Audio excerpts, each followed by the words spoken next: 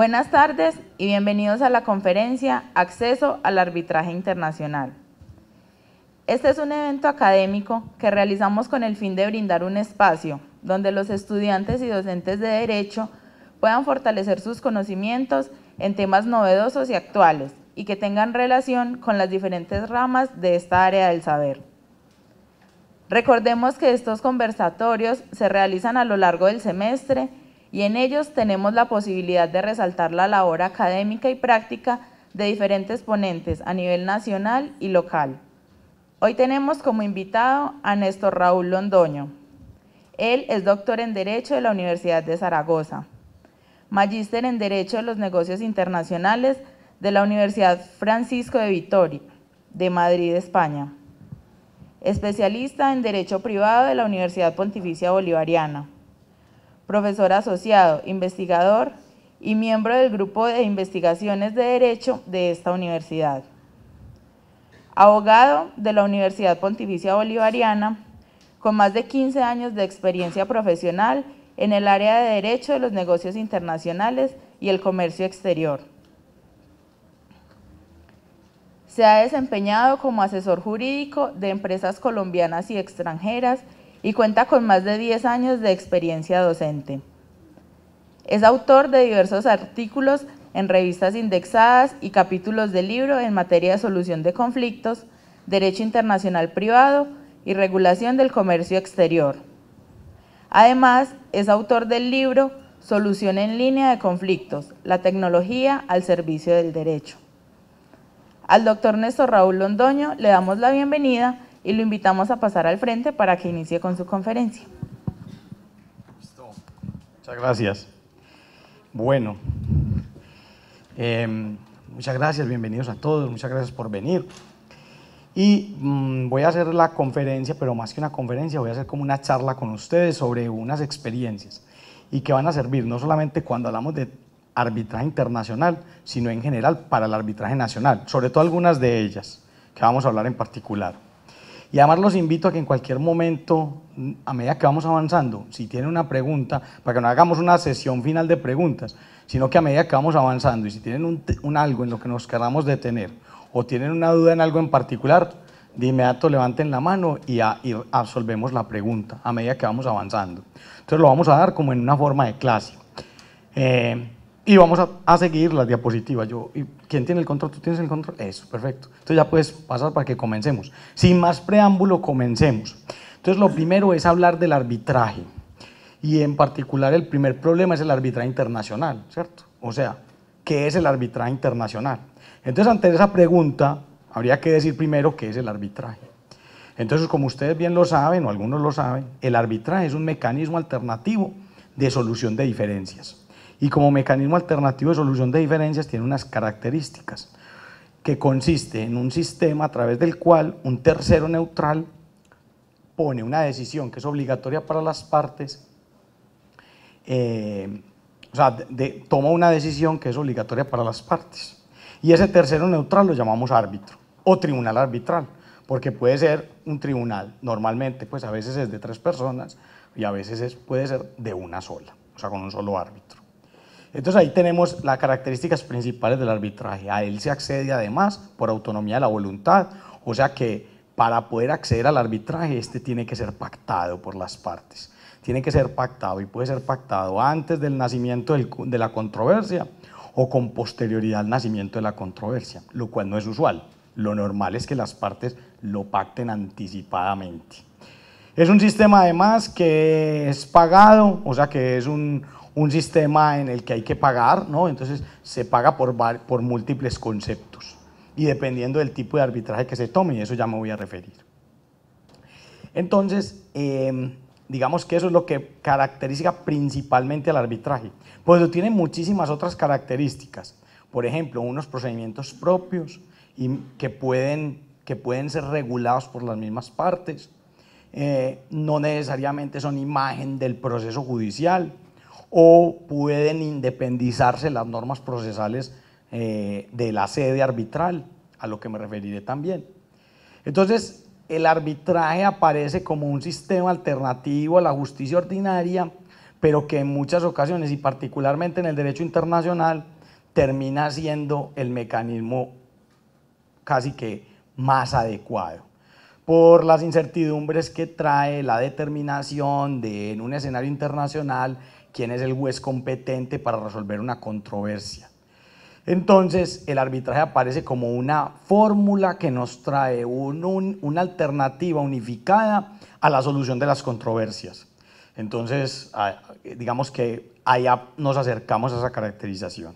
Pero antes de continuar es importante determinar que hay varios tipos de arbitraje y que particularmente el arbitraje que nos vamos a referir acá es el arbitraje comercial. Y no nos vamos a referir especialmente a otras formas arbitrales que aunque tienen elementos comunes, como vamos a ver, pues porque a veces usan los mismos reglamentos o usan los mismos mecanismos, entonces hay que diferenciarlos. Entonces así comenzamos a decir que podríamos dividir el arbitraje en dos grandes tipos: arbitraje de derecho privado y arbitraje de derecho internacional público. Entonces fíjense ustedes la diferencia: arbitraje de derecho privado, que puede ser nacional o internacional, y arbitraje de derecho internacional público. Entonces me voy a referir primero al arbitraje de derecho internacional público. El arbitraje de derecho internacional público puede ser una solución de controversias entre estados.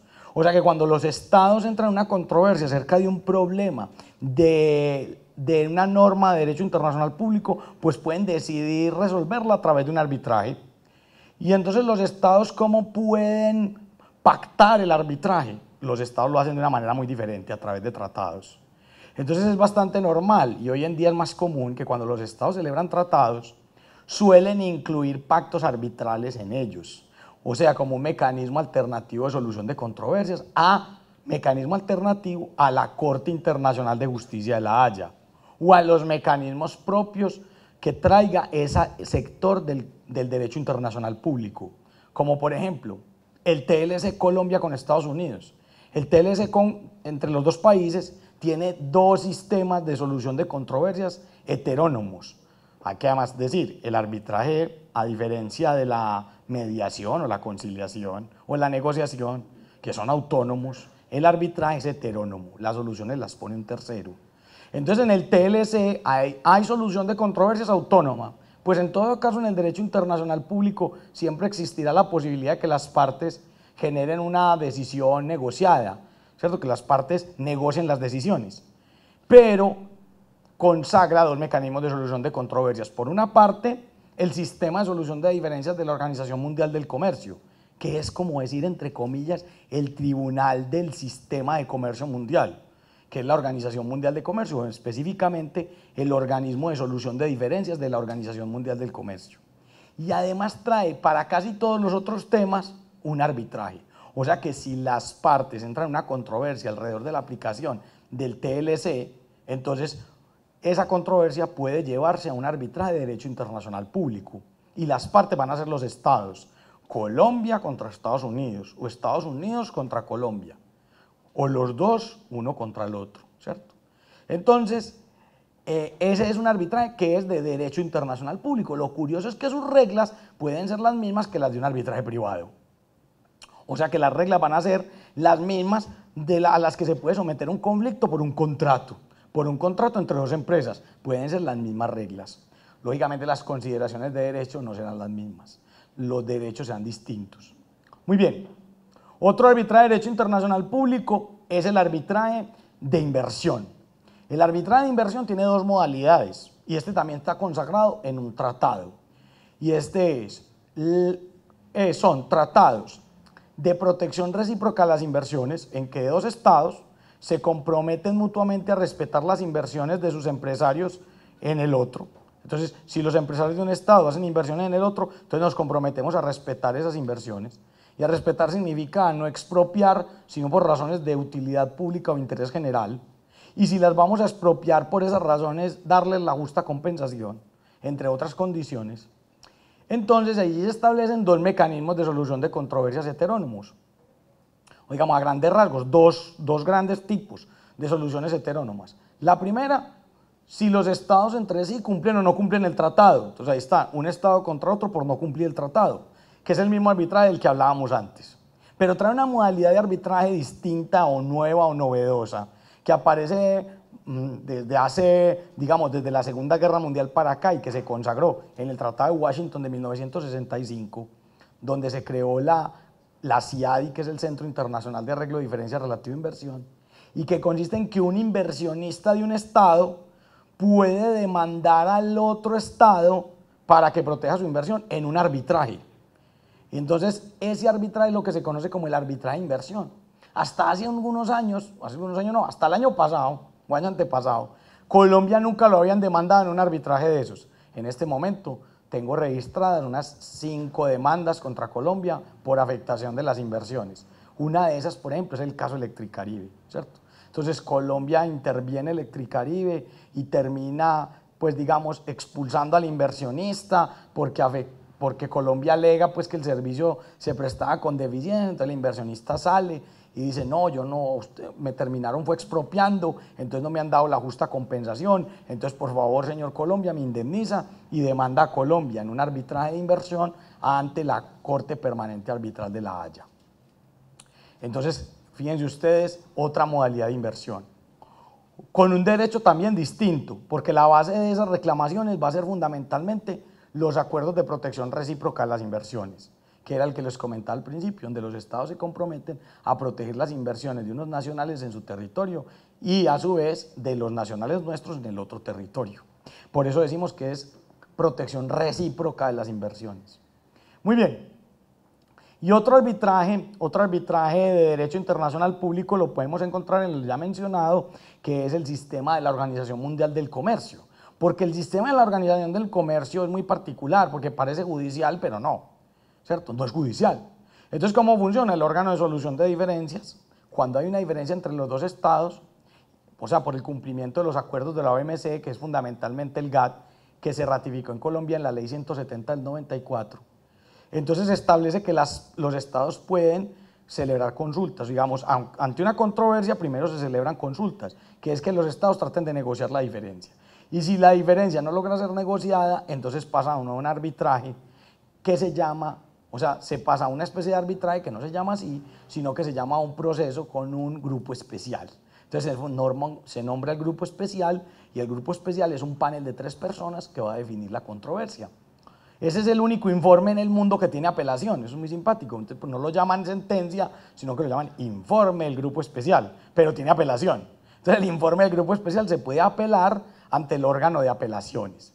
Y esto es curioso, normalmente el arbitraje como mecanismo alternativo no tiene apelación, es de única instancia y tiene la posibilidad de presentar un recurso de anulación en el país de la sede. Pero hay un arbitraje de derecho internacional público que tiene apelación, el de la Organización Mundial del Comercio. Pero la tendencia a la creación de la apelación en el arbitraje no es exclusiva del arbitraje de derecho internacional público.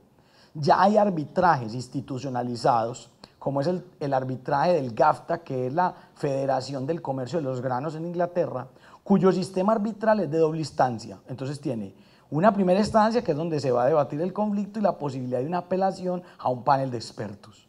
Entonces es simpático porque es un arbitraje de derecho privado y de derecho internacional privado que tiene apelación. ¿Pero esto por qué? ¿Por qué podría tener apelación? Porque el reglamento lo dice. Lo normal en el derecho, en el arbitraje, es que los reglamentos no establezcan la posibilidad de una apelación. Entonces el arbitraje es de única instancia. Eso caracteriza o diferencia el sistema de controversias de la OMC, que es de doble instancia, y cuyo reglamento está en los acuerdos de la Organización Mundial.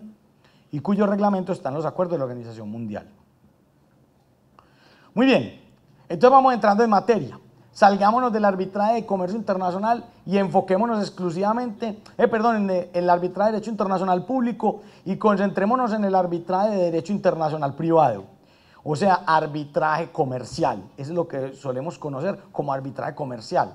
Pero no porque se llame arbitraje comercial significa que entonces solo se debaten asuntos comerciales. No, el arbitraje comercial, que es un nombre genérico, permite que se debata todo tipo de asuntos privados que la ley del lugar donde se va a hacer efectivo el laudo permita.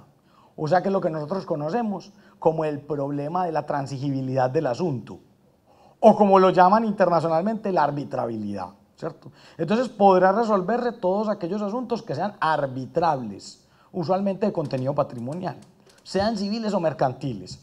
En Colombia hoy tenemos claramente pues esa división entre lo civil y lo mercantil, pero hay una tendencia en el resto del mundo que es a unificar, y particularmente en el derecho internacional se unifica, o sea que todos los asuntos internacionales, sean civiles o mercantiles, reciben unos mismos lineamientos, o sea que aunque decimos arbitraje comercial, en realidad es para todo tipo de asuntos. Entonces ahí nos vamos definiendo, entonces tenemos por un lado el arbitraje comercial, el arbitraje de derecho internacional público, y dentro del arbitraje de derecho internacional público el arbitraje de inversión, el arbitraje por el cumplimiento del derecho internacional público y esas otras formas arbitrales como son las de la Organización Mundial del Comercio. Muy bien, entonces aquí pasamos a analizar el tema de cuándo puedo yo acudir a un arbitraje internacional.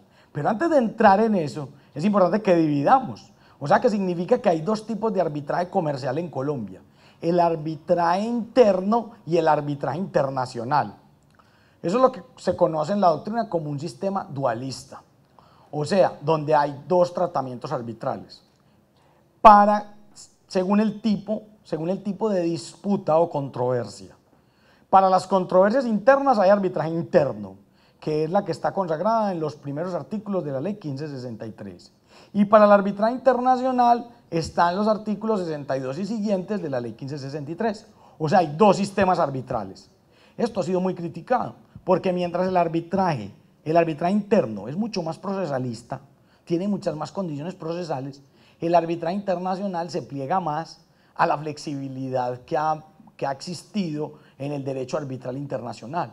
Y particularmente la Ley 1563 en este punto se plegó a la ley modelo de la UNCITRAL, que es la Comisión de las Naciones Unidas para el Derecho Mercantil Internacional, y particularmente termina aplicando las mismas condiciones o condiciones mutatis mutandi, las condiciones del reglamento de la UNCITRAL para el arbitraje comercial internacional, que es el reglamento que se usa principalmente en la Corte Arbitral Permanente de La Haya. Y ahora que menciono esta corte hay que distinguir, aunque quedan en el mismo edificio, en el mismo castillo, la Corte Permanente Arbitral no es la misma Corte Internacional de La Haya. Entonces en esto además quiero hacer un énfasis muy claro: no hay verdaderos tribunales internacionales para conocer asuntos privados, para conocer asuntos entre particulares. Para eso no hay tribunales internacionales. Lo que existe es la competencia de los jueces nacionales para conocer asuntos internacionales o el arbitraje internacional, no más. Entonces aquí es donde viene la primera pregunta: cuando estamos al frente de una controversia que puede ser resuelta por arbitraje internacional y cuando una controversia que debe ser resuelta por arbitraje nacional. Y las diferencias son muy importantes. No es solamente como una división teórica o una división que podemos decir simplemente académica. Las diferencias son profundas. Y como ya dijimos, desde solamente el mero procedimiento ya se ven las diferencias. Entonces, ¿cuándo estamos en presencia de un arbitraje internacional? La respuesta parece como obvia. Cuando la cuestión, o sea, la controversia es internacional.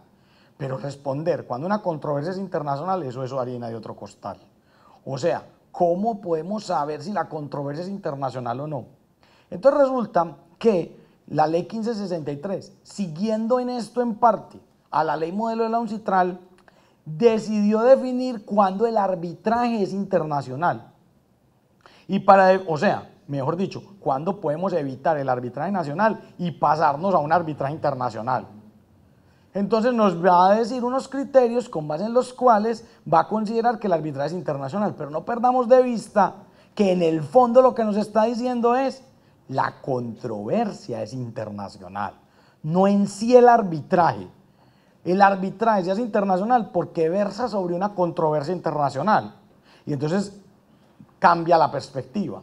Pero la Ley 1563 y particularmente su norma inspiradora, la norma modelo de la UNCITRAL, nos va a dar unos criterios que nos va a decir cuándo es internacional. Entonces el primer criterio es las partes de un acuerdo de arbitraje tienen sus domicilios en estados diferentes. al momento de celebrar el convenio arbitral. Entonces, si las partes al momento de que se celebra el acuerdo arbitral tienen sus domicilios en dos estados distintos, entonces es porque ese arbitraje es internacional. Ese suele ser además uno de los criterios más importantes y más relevantes para decidir o para identificar cuándo una relación privada es internacional. Y esto cada vez es más común. Hombre, las partes tienen su domicilio en dos estados. Se trata de un ciudadano colombiano que contrató con una empresa japonesa. Entonces los dos tienen sus domicilios en estados diferentes.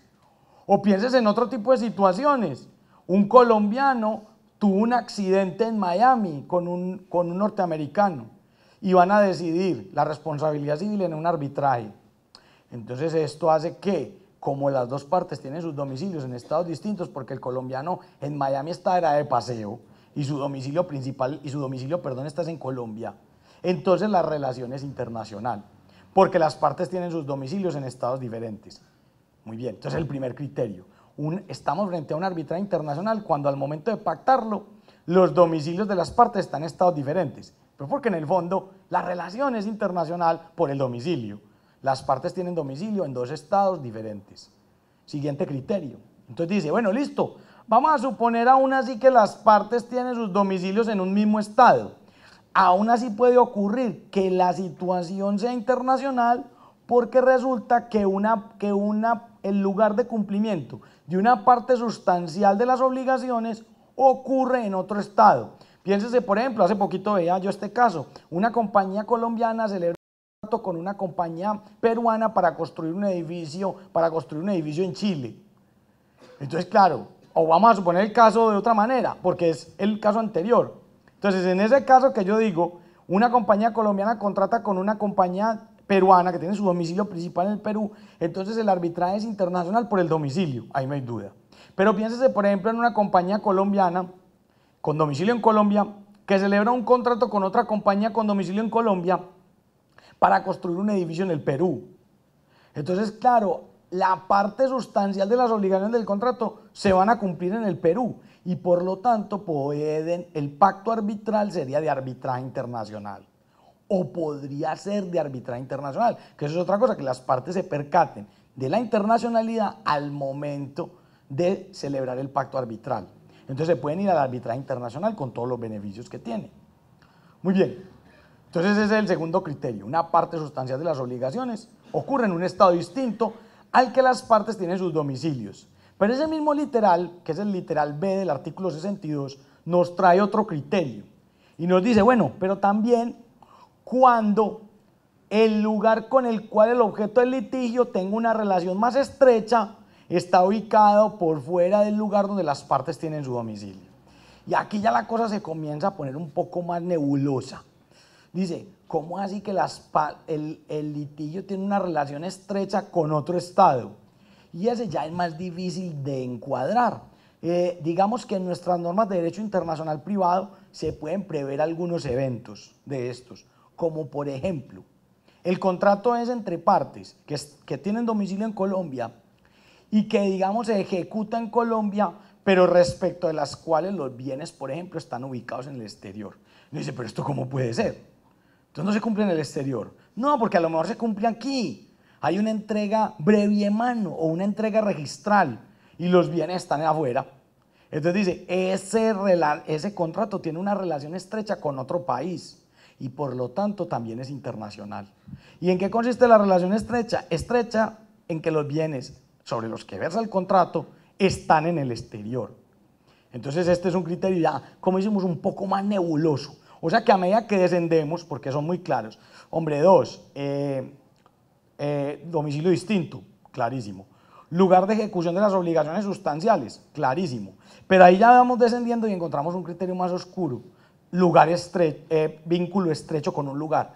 Entonces uno dice, bueno, de pronto también puede ser vínculo estrecho el hecho de que parte de las obligaciones se cumplan aquí y parte de las obligaciones, que no son las sustanciales, se cumplan en el exterior. Ahí queda un poco la discusión, podría decirse que sí. Y viene el último criterio.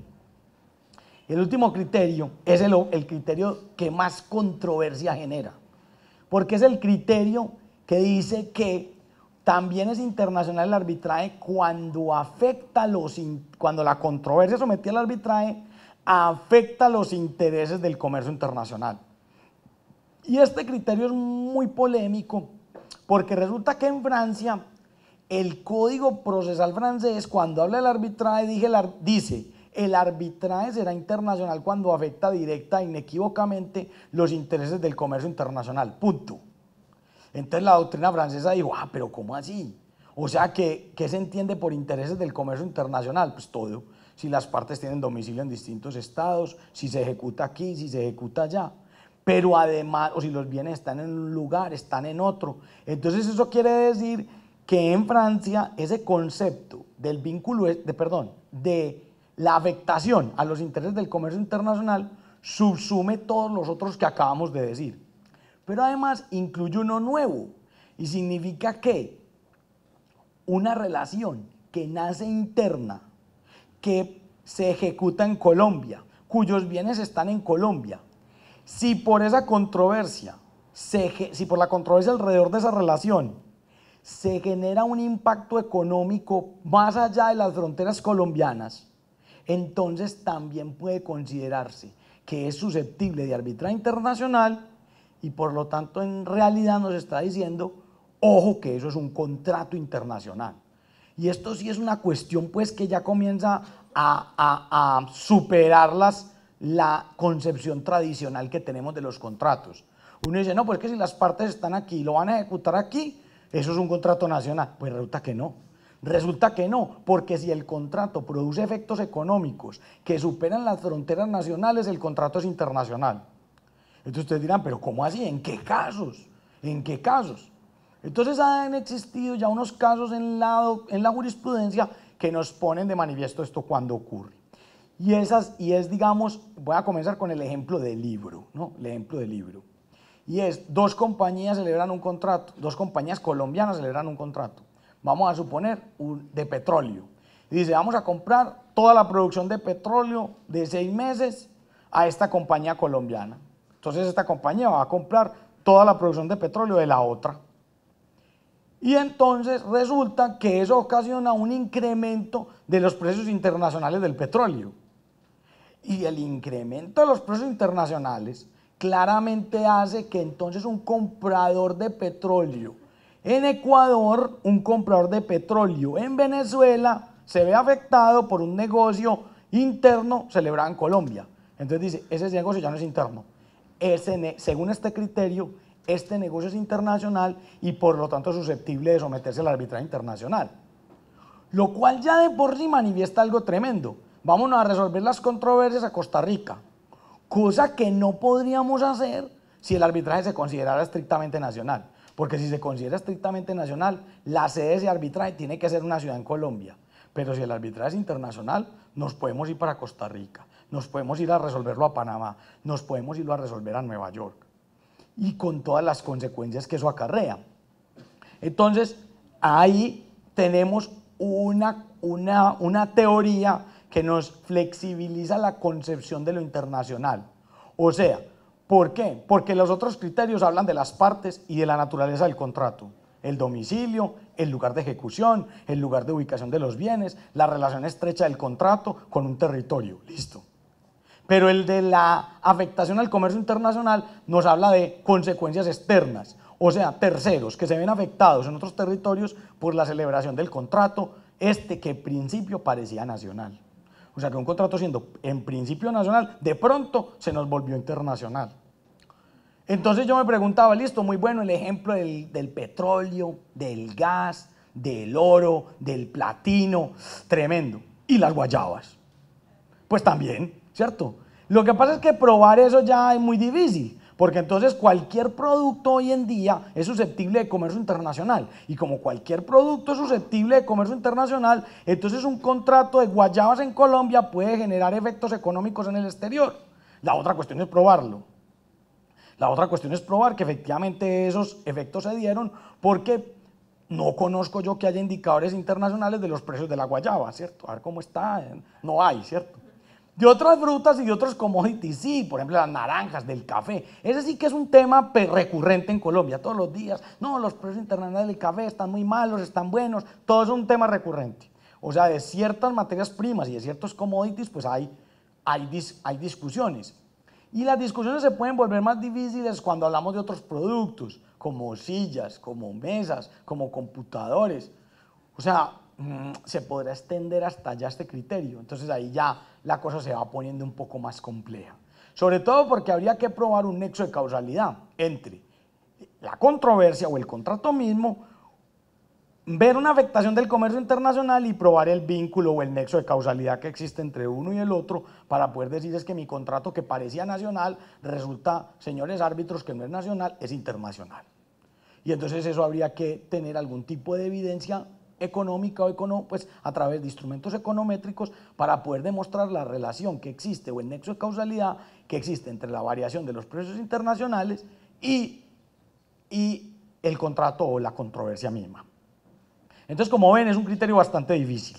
Pero la controversia en Colombia va más allá, porque hay quienes dicen, no, listo, siguiendo los franceses, entonces los otros criterios son innecesarios. Todo contrato en el que el domicilio sea distinto, en el que se afecten bienes que están en el exterior, entonces todo contrato es internacional o todo arbitraje es internacional por la afectación a los intereses del comercio internacional.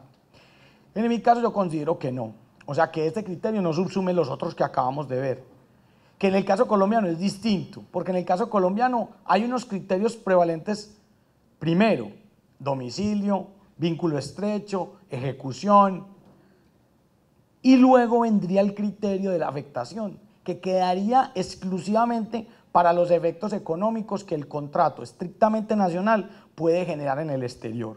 O sea que el contrato que es por sus propios elementos nacional, se hace nacional por la afectación a terceros, o sea, por una afectación a terceros del contrato, o sea, aquellos a quienes se les incrementaron los precios o se les mermó la disponibilidad de los bienes o servicios por la presencia de un contrato que en principio parecía meramente interno, pero que se volvió internacional, perdón.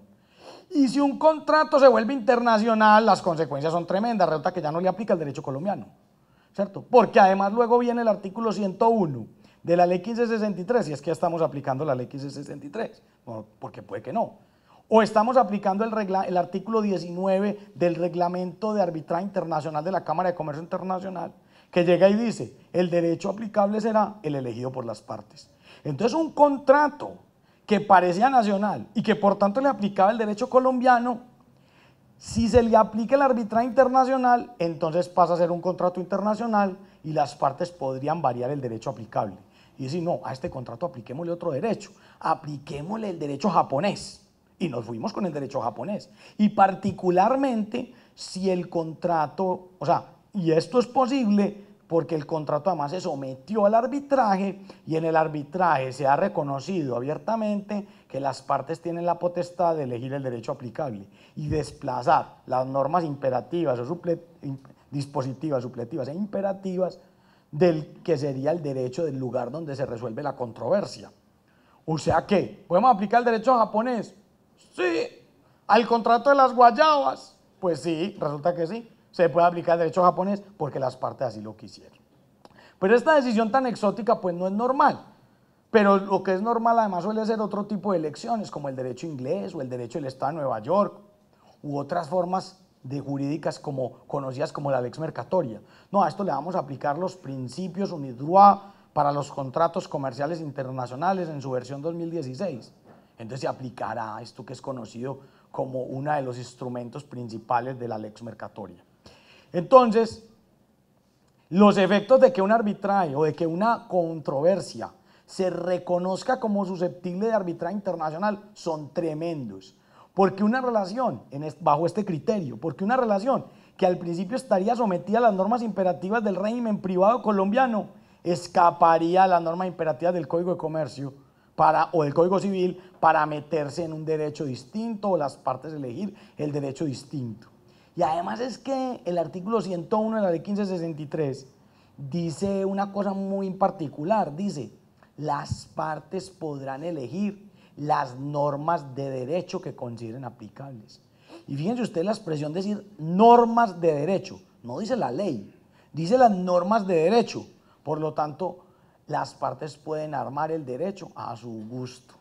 O sea, por ejemplo, tomar de un derecho unas cosas, tomar derecho de otras. Yo no lo recomiendo pues, porque eso después en un caso real, eso no hay quien lo resuelva. Y además porque ya hay muchas experiencias internacionales que han mostrado que mezclar esos criterios legales de distintos lugares es abiertamente inconveniente y contrario a los intereses de las partes. Como fue el caso Watkins Johnson versus Irán. Muy bien, entonces ahí tenemos cuándo podemos ir al arbitraje internacional y cuándo nos tenemos que quedar en el arbitraje nacional. Y esto además tiene otra cuestión, y es que el artículo 62 es categórico en decir, vea, yo solamente pongo esto para saber qué partes de la ley se van a aplicar. O sea, o para saber si se puede reconocer un laudo que venga del exterior, porque finalmente esa es la cuestión de fondo. Porque si el arbitraje es internacional, quiere decir que nos podemos ir a adelantarlo a una sede en el exterior. Y si se va a ejecutar en Colombia, pues hay que traer el laudo en reconocimiento. Entonces tiene que ser la controversia auténticamente internacional para poderle dar reconocimiento a ese laudo. De lo contrario, se negaría el reconocimiento y tendría él la controversia que someterse o a la justicia ordinaria en Colombia o a un arbitraje nacional. Entonces esto es muy interesante porque de alguna manera abre un esquema de trabajo mucho más amplio, donde entonces el arbitraje internacional no parece algo como lejano por allá, algo extraño, sino que resulta que es más cotidiano de lo que uno se imagina, porque las relaciones y la globalización hoy en Colombia hace que las relaciones privadas hoy estén atravesadas por criterios o condiciones extranjeros y por lo tanto convierten al arbitraje en un tema internacional. Muy bien. La misma convención, o sea, la misma ley modelo y la ley 1563 establecen que la interpretación de las normas del arbitraje internacional deben hacerse de conformidad con criterios internacionales. Entonces ahí ya, o sea, digamos teniendo en cuenta su carácter internacional.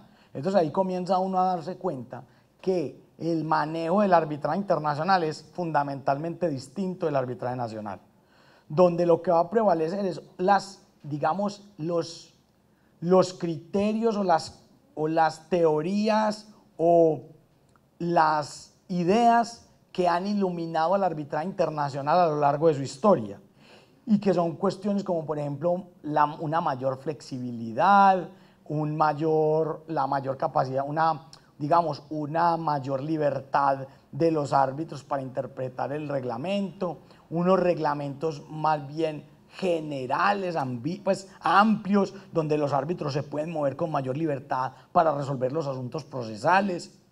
Y por eso no es raro que los que trabajan en el arbitraje internacional suelen ser abiertamente escépticos de los procedimientos judiciales.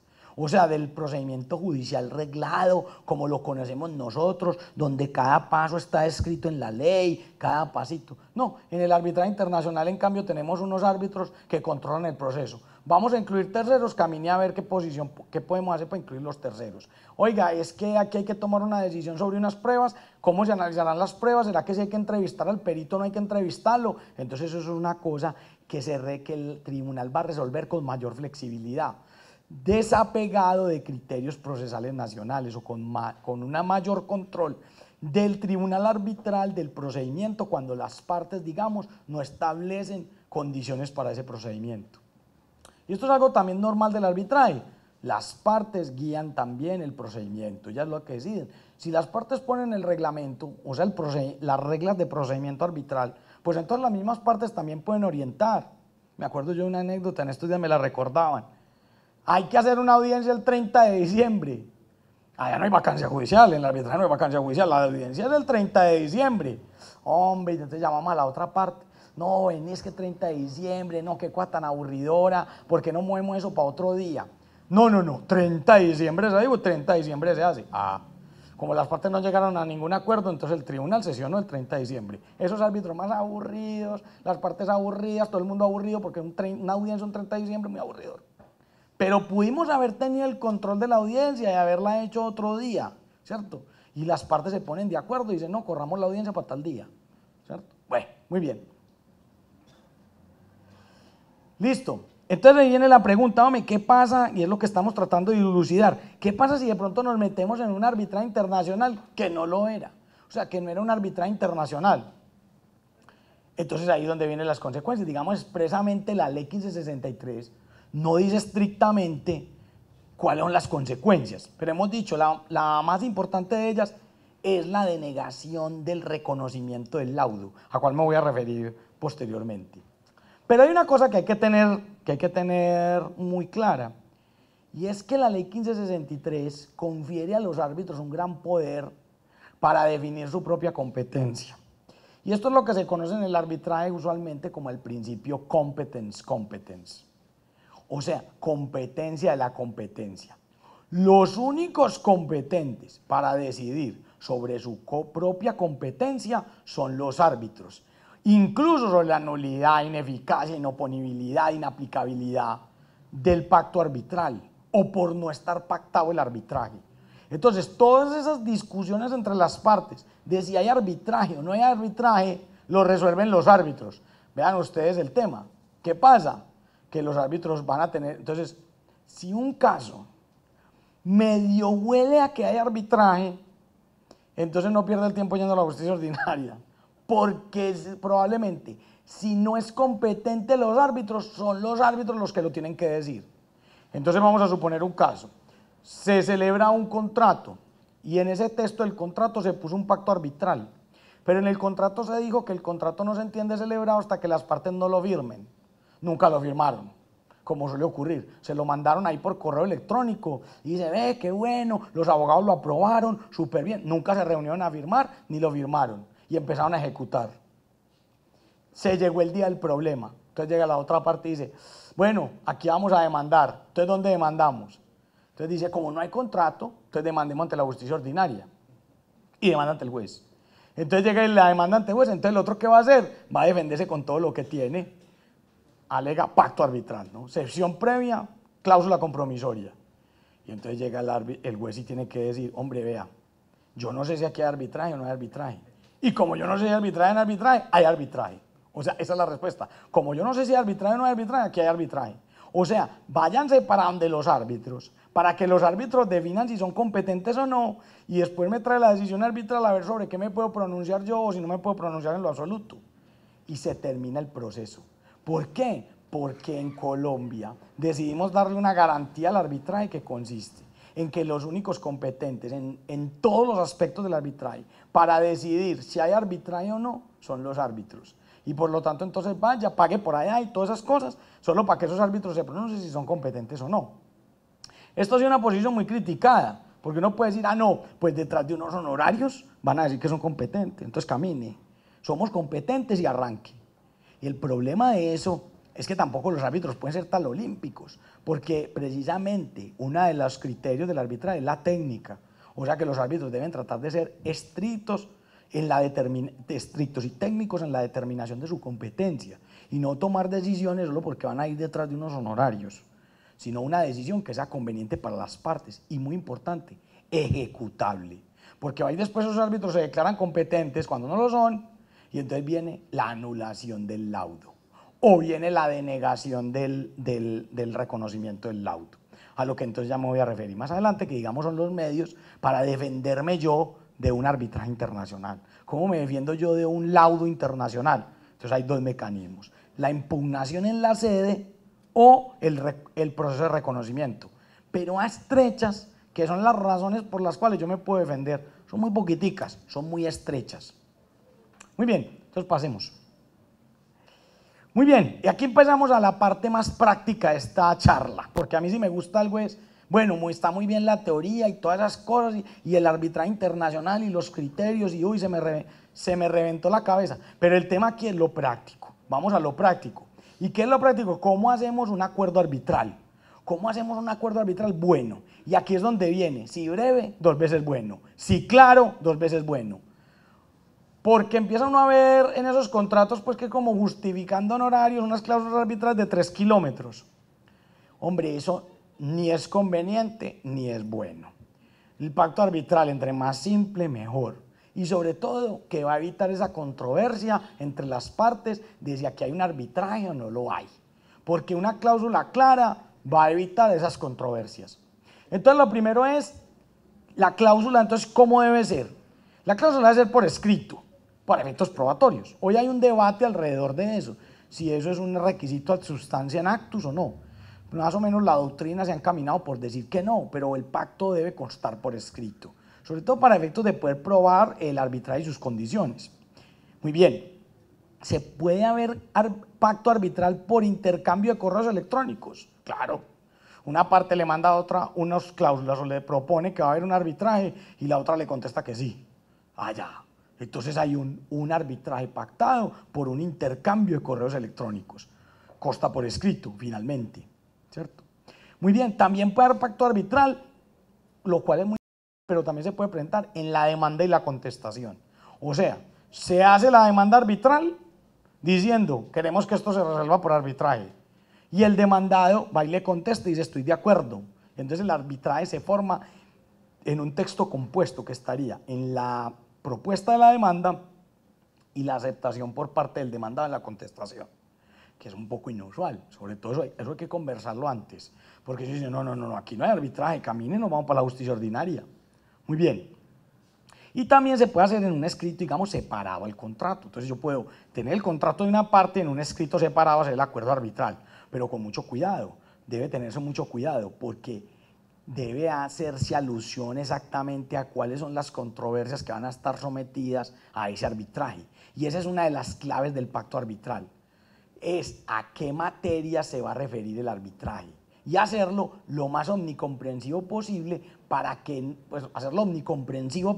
para que nada se nos escape. O lo menos posible, ¿cierto? Muy bien.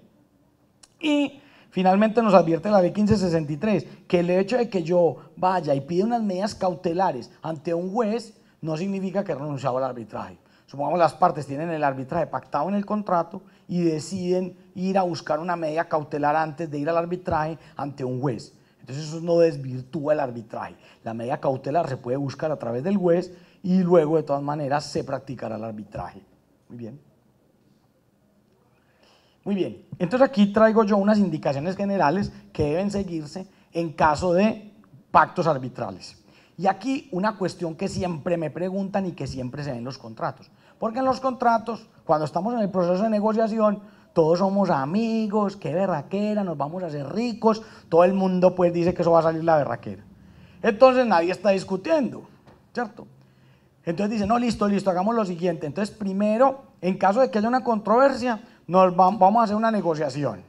Y si esa negociación no sale, nos vamos para una conciliación. Y si esa conciliación no sale, entonces nos vamos para el arbitraje. Y eso que parece como muy bien, está mal. Porque yo lo he sostenido y lo vengo diciendo desde hace mucho tiempo. Donde exista voluntad para resolver de mutuo acuerdo una controversia, la habrá, ponga lo que ponga en el contrato. Ponga en ese contrato lo que quiera. Que vamos a hacer conciliación, que vamos a ir al centro de conciliación de no sé dónde, o que vamos a contratar un negociador internacional, o que vamos a contratar a un chamán que va a venir a resolver la controversia, ayudarnos a resolver la controversia. Pero ponga usted lo que ponga, si las partes no están en condiciones, llegado en la controversia, de resolverla por mutuo acuerdo, no lo van a hacer y tendrán que agotar todas esas etapas antes de poder ir al arbitraje. Entonces se convierte en un obstáculo para iniciar el arbitraje. Eso le pasó a unos clientes míos, que pusieron a poner un montón de mecanismos de solución de conflictos y se la pasaron, fue como casi 3 meses agotando todas esas etapas. ¿Y qué? ¿Para qué? Para que la otra parte se sentara y dijera, no a todo. Entonces, donde no hay voluntad, ponga lo que quiera en el contrato. Y donde hay voluntad, así el contrato no diga nada, ¿cierto? Donde no hay voluntad, me venía, arreglemos esto por la buena, se arregla. Diga el contrato lo que diga. Entonces normalmente yo desaconsejo el uso de cláusulas de solución de controversias autónomas en el contrato. O sea, pone, no, que vamos a negociar, que 30 días, que no sé qué. No lo ponga, eso no es necesario. A veces algunas personas consideran como dejar un espacio y decir, listo, vamos a tratar de llegar a una negociación 15 días. Si en 15 días no se ha negociado, se entiende finalizado a partir del momento en que una de las partes envíe una comunicación a la otra. y listo, como máximo. Pues como para que no se nos aparezca ese arbitraje sorpresivo, que llega uno, está muy contento en su oficina y pues todavía demanda arbitral y era que esta gente estaba brava, ¿cierto? Normalmente eso tampoco ocurre. ¿Por qué no ocurre? Porque el arbitraje tiene un costo, porque demanda una asesoría, entonces probablemente ya una parte viene quejándose desde hace días que algo no va bien. No, la demanda arbitral no te llega el día menos pensado, te llega después de que ya hay una serie de intercambios de información y de encuentros con la otra parte, o que más que encuentros, desencuentros, ¿cierto? Y que además es un proceso que suele durar algún tiempo, antes de que finalmente las partes ya se vean obligadas a una medida heterónoma para resolver la controversia. Muy bien, entonces yo por eso digo, entonces ¿para qué? No lo ponga. O sea, evite las cláusulas escalonadas. Evitemos las cláusulas escalonadas. Si vamos a poner el arbitraje como solución de controversias, y esto aplica para todos, sea nacional o sea internacional, ponga directamente el arbitraje. No sé, porque eso suena muy bien o muy bonito, pero a la hora de pronto de un problema se convierte en un obstáculo. Se convierte en un obstáculo que hay que superar para poder ir al arbitraje. Muy bien. Otra, la cláusula arbitral debe ser precisa. Y aquí viene un tema, y es que si nos vamos a ir a un arbitraje ad hoc, y entonces aquí voy a hacer un paréntesis, porque es los tipos de arbitraje, porque el arbitraje puede ser legal, ¿cierto? Su reglamento es una ley nacional, como en el caso colombiano el reglamento contenido en la ley 1563, ¿cierto? Que ahí están las pasos del arbitraje. El arbitraje legal, o sea, sometido a una ley nacional de arbitraje. El arbitraje institucional, que es el arbitraje en el cual se somete la controversia a un reglamento de una institución arbitral que a su vez va a ser quien lo va a administrar, porque ese es otro tema que a veces es muy ignorado por la doctrina, el administrador del arbitraje. Entonces uno dice, bueno, ¿y el arbitraje legal quién lo administra? Las partes, el tribunal y los jueces. ¡Ah, qué cantidad de administradores! Y eso cuando hay tantos jefes, eso no anda bien.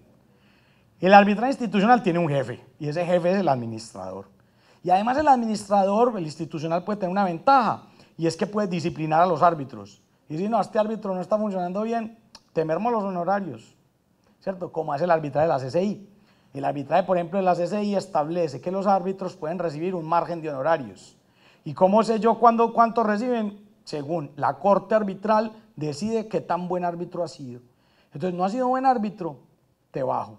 Pero si el caso es muy grave y hay verdaderamente un árbitro que digamos, está incumpliendo sus obligaciones, entonces el administrador lo remueve. Y yo, venga, para afuera, mijo, nombramos uno que esté dispuesto a cumplir sus obligaciones. Entonces el arbitraje administrado por un tercero puede tener grandes ventajas. O sea, es contar con un administrador que pueda controlar de alguna manera la marcha del arbitraje. Y otra cosa es el arbitraje ad hoc. Y el arbitraje ad hoc, ese es en el que las partes deciden su propio reglamento. Y es feliz todo el mundo porque creen que se van a ahorrar todo lo que hay. Dicen, no, es que como es ad hoc, no, hagámoslo bien barato. Y como dice el cuento, lo barato sale caro, ¿cierto? Normalmente, el arbitraje ad hoc, el arbitraje tiene unos costos por allá ocultos que uno no puede ver al principio y que suelen estar asociados con la administración del mismo. Y si el arbitraje además es internacional, ¿cuánto más? Entonces puede, y normalmente y en el arbitraje internacional, y yo diría también en el nacional, para imprimirle seriedad, para imprimirle compromiso, que el arbitraje sea institucional. Vámonos, escojamos una buena institución de arbitraje que nos resuelva esto. Entonces aquí viene ya el otro extremo. No, vámonos para la CCI. Bueno, listo, prepárese porque es el arbitraje más caro del mundo, ¿cierto? Sí, puede ser uno de los mejores, pero es el más caro, ¿cierto? Entonces, ese es el otro tema. Cuando yo voy a escoger el arbitraje, conocer el impacto en materia de costos que tiene. Claro, puede que cuando esté en un contrato y seamos todos felices, pues no podemos saber cuánto va a costar un arbitraje. Plantéelo teóricamente. Vea, si en este contrato se reclama exclusivamente el cumplimiento de las obligaciones, este arbitraje vale 100 millones. Pues la reclamación vale 100 millones. Entonces, supongamos que un arbitraje de 100 millones, ¿cuánto vale? Entonces se hace el cálculo. Y así la parte puede saber si prefiere el arbitraje o la justicia ordinaria, que se demora, ¿cierto? Pero que es gratis. O el arbitraje que es rápido, aunque me va a costar un poquitico, ¿cierto? Y mirar cuáles son las condiciones de los honorarios, porque no necesariamente paga el que gana, ¿cierto? Eso depende del reglamento. Entonces miremos el reglamento que dice en esa materia, cómo se distribuyen los costos y gastos del arbitraje. Muy bien, entonces es muy importante a la hora de pactar en nuestro arbitraje, conocer el impacto económico que ese arbitraje puede tener y tratar de poner unos escenarios. ¿Cierto? Pues los abogados a veces hemos visto pues como las aves negras. No, este ya vino a decir que nos tiramos el negocio. No, pero sí hay que irnos preparando para mirar cuánto nos podría costar un arbitraje de este tipo. Entonces hay que, digamos, como abogados, nuestra responsabilidad es muy importante cuando se vaya a pactar un arbitraje, sea nacional o internacional, conocer el reglamento y las condiciones económicas del mismo. Puede que el arbitraje no se esté entre 2 o 3 años y haya unos cambios porque cada año se actualizan las tarifas, pero por lo menos se conoce el impacto, ¿cierto? Se conoce una proporción del impacto que va a tener ese arbitraje económicamente hablando. Y para la parte, entonces es fácil tomar la decisión, hombre, sí, quedémonos en el arbitraje, o no, no nos quedemos, vámonos para la justicia ordinaria, ¿qué importa? ¿Cierto? Entonces ese es, digamos, un tema fundamental.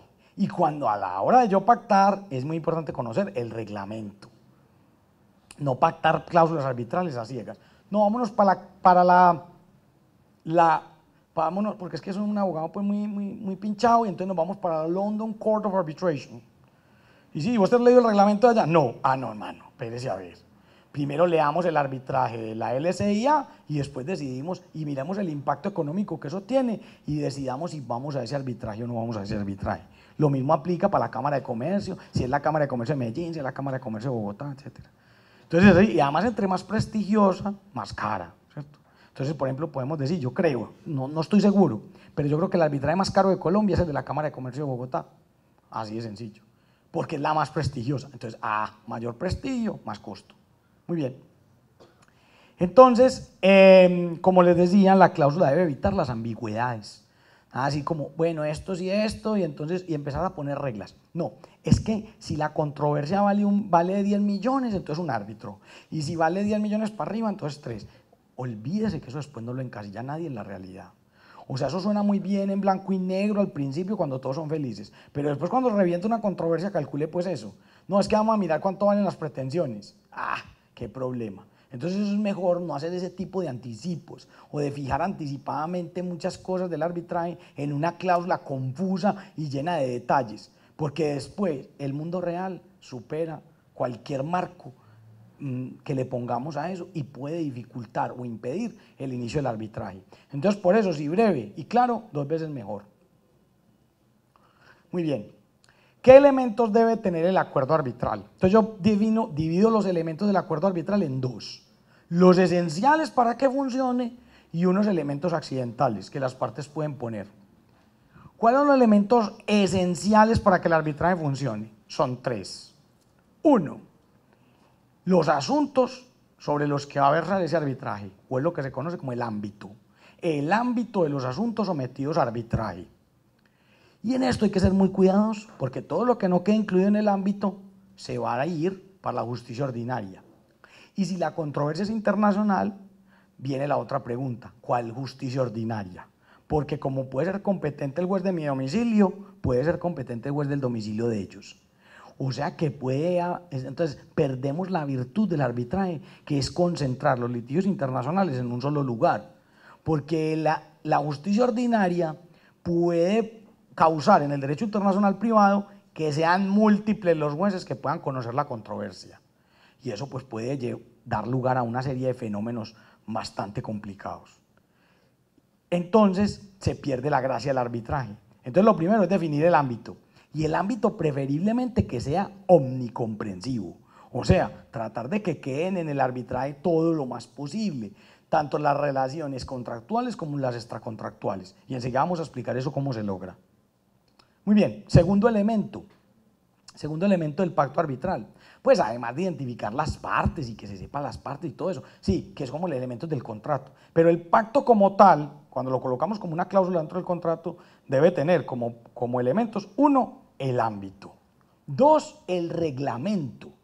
Entonces sobre el reglamento, claro, porque si es un arbitraje ad hoc, puedes decir dónde está, cuál es el reglamento, y el reglamento es el anexo 10 del contrato, es el anexo 1 del contrato, ¿cierto? Si se quiere ad hoc, cosa que además, como les decía yo, no recomiendo, ¿cierto?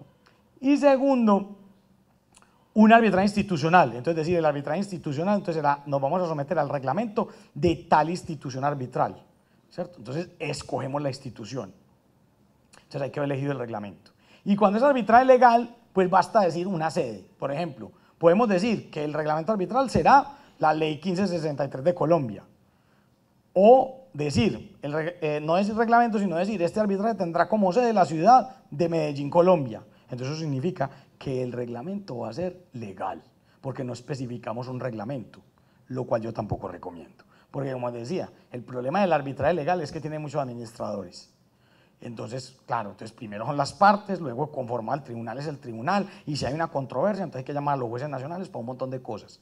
Entonces es mejor un arbitraje administrado por un tercero, por una institución arbitral con experiencia en arbitrajes, no necesariamente la más prestigiosa, porque vemos, entre más prestigiosa, más caros son los árbitros, más cara la administración, porque esos son dos conceptos que hay que pagar. Entonces uno dice, no, entonces hagámoslo ad hoc y no pagamos la administración. Pues resulta que, ¿y los gastos de esa administración qué? Porque como ese arbitraje hay que desarrollarlo en un lugar, entonces hay que contratar un salón.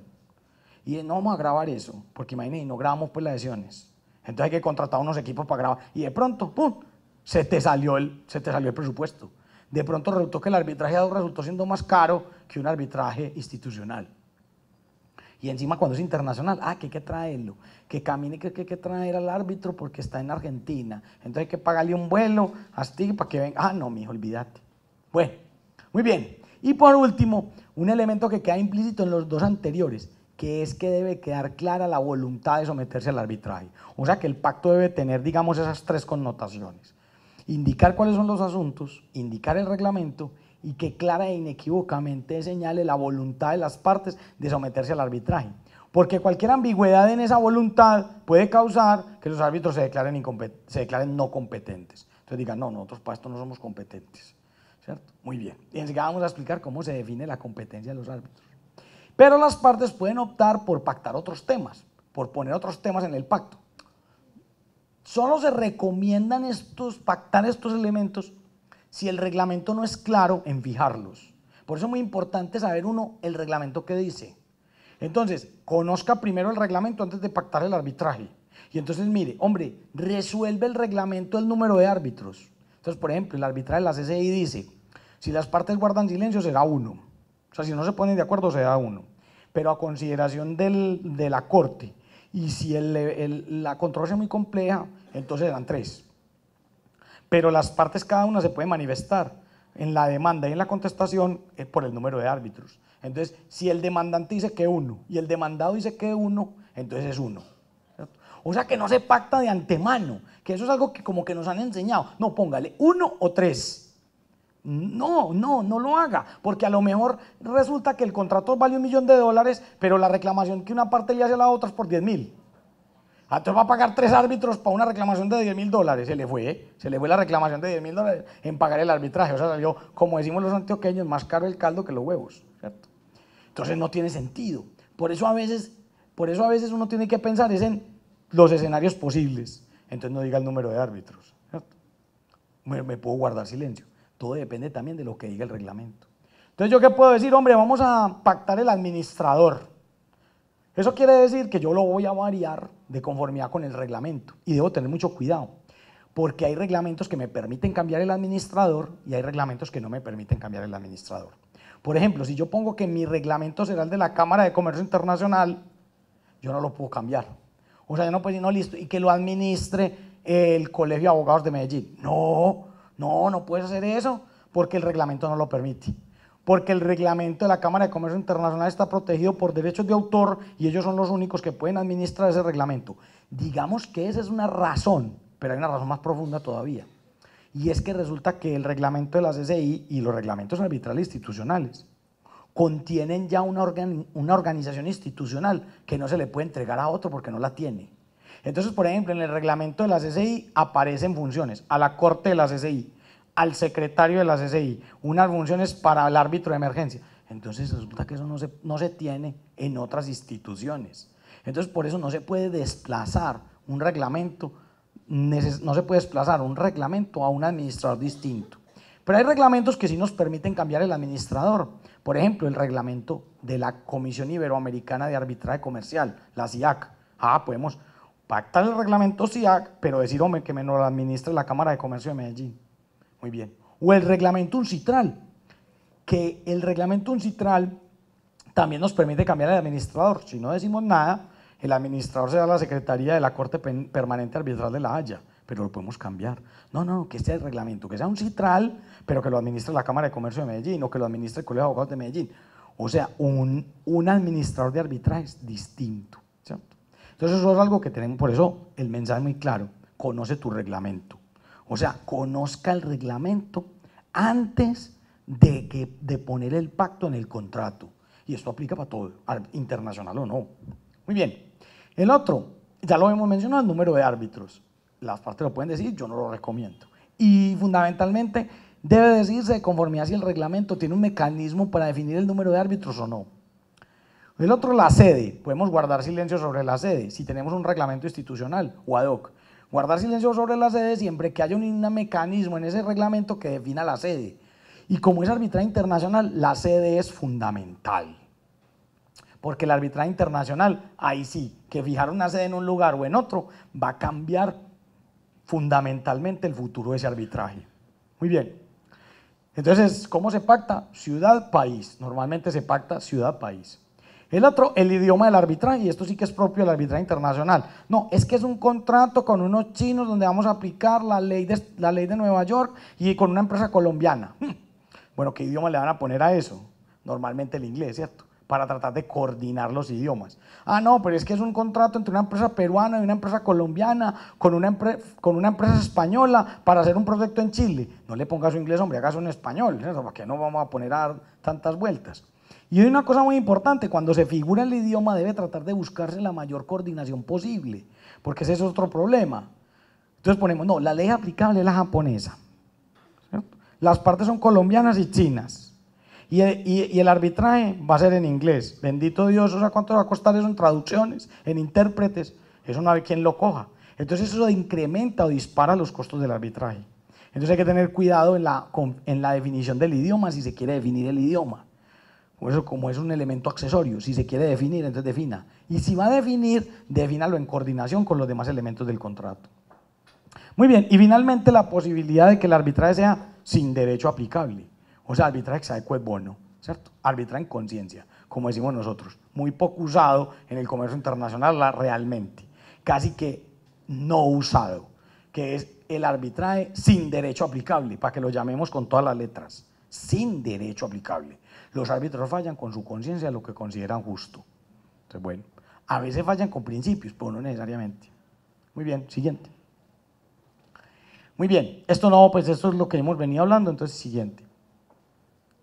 La sede, las razones jurídicas de la elección. Muy bien, entonces, aquí ya hay otros elementos adicionales, y es, hombre, ya en el arbitraje internacional, ¿qué sedes es conveniente elegir? Entonces normalmente ahí lo que se mira es un criterio de cuáles sedes se consideran favorables al arbitraje.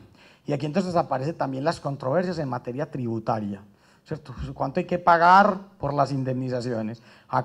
O sea, tributariamente por las indemnizaciones que se produzcan en ese país. ¿Cómo son las condiciones para pedir la anulación del laudo en ese país? ¿Cuál es el comportamiento de los jueces frente a los problemas arbitrales? O sea, cuando los jueces tienen que intervenir. Entonces los arbitrajes institucionales uno se puede ahorrar mucho de eso, los jueces no intervienen para nada. O sea, ¿por qué? Porque hay unos organismos institucionales, unos órganos dentro de la institución arbitral que van a resolver los problemas que se puedan presentar y por lo tanto podemos prescindir de los jueces locales para resolver problemas, digamos, que surjan entre las partes y con el tribunal y que no puedan resolverse de otro modo. Entonces ahí es muy importante, por eso otra ventaja del arbitraje institucional.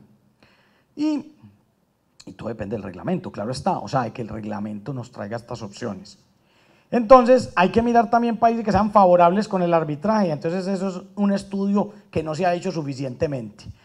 Por mucho tiempo, incluso la CCI, y yo creo que la CCI sigue viendo con escepticismo a Colombia, y suele pensar, por ejemplo, que Colombia no es un país favorable al arbitraje, porque tuvo experiencias muy negativas antes de la ley 1563.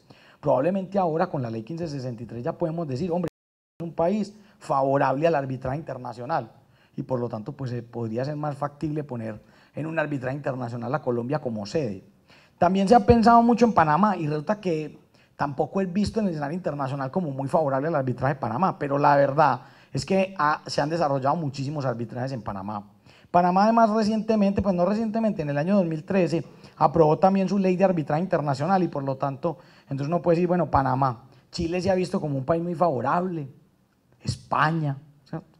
Y probablemente el más favorable del mundo, o las sedes más favorables son Nueva York y Londres, ¿cierto? O sea, Inglaterra y Estados Unidos, y particularmente Nueva York, ¿no? Y Londres, o sea, Inglaterra, o sea, el Reino Unido y Nueva York, como lugares muy favorables al arbitraje, pero también tiene una desventaja muy grande, un costo impresionante, ¿cierto?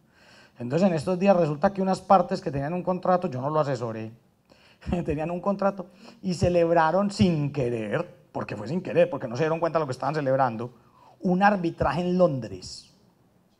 Y usted me pregunta, pero ¿cómo puede ser posible que las partes no se hayan dado cuenta que celebraron un pacto arbitral en Londres? Y no, por una razón muy sencilla, porque pusieron un contrato así modelo, una hojita, y dijeron, este contrato queda totalmente sometido al modelo contractual tal. Nunca lo habían leído, ninguno de los dos. Entonces yo digo, bueno, miremos el modelo contractual, pacto arbitral en Londres. Listo, doctor, ¿cuánto nos vale ese arbitraje? Bueno, listo, empecemos. Primero, contratamos un solicitor en Londres para que nos asesore, para mirar la viabilidad del litigio, debido a que el contrato modelo sometía el contrato a la ley inglesa. Entonces necesitamos un solicitor, contratamos un solicitor, pues lo contactamos. ¿Cuánto vale? 250 libras la hora. Bendito sea mi Dios, multipliquen por 4, por 4.000, ¿cierto? 250 libras la hora. O sea que nada más empezábamos como con $10.000, porque ha convertido pues libras a dólares, de costo solo en asesoría, más $8.000 de costo en administración, y más lo que valen los árbitros, pues no sabemos cuánto van a valer. Entonces la parte quedó muy disuadida de hacer el litigio. Y dijo, no, pero a ver, sigamos negociando, ¿cierto?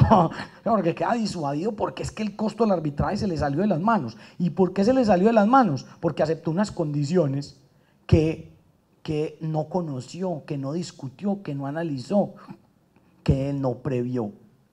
Y como les decía, si eso lo llevamos al juez colombiano, llega la otra parte y dice, no, es que aquí hay pacto arbitral, chao, igual no vamos a ir para arbitraje, ¿cierto?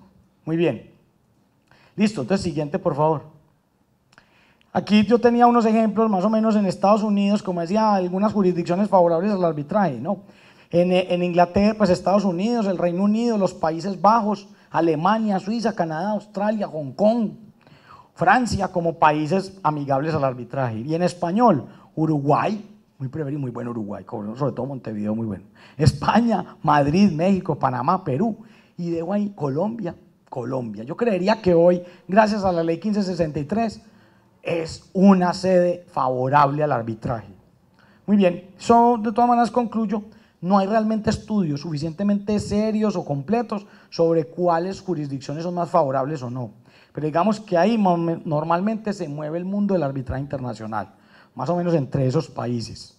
Lógicamente ahí no eché mucha mirada al Asia, ¿cierto? Pero en el Asia, digamos, Hong Kong como una alternativa. Pero también Hong Kong tiene el mismo problema de Londres, ¿no? Que el sistema es common law y los abogados son costosos y por lo tanto es un arbitraje más caro. Pero en Asia también han aparecido otras opciones como Singapur. Singapur se ha vuelto como una sede muy favorable al arbitraje. Entonces Singapur, en fin, hay otras opciones también en el Asia. Pasemos.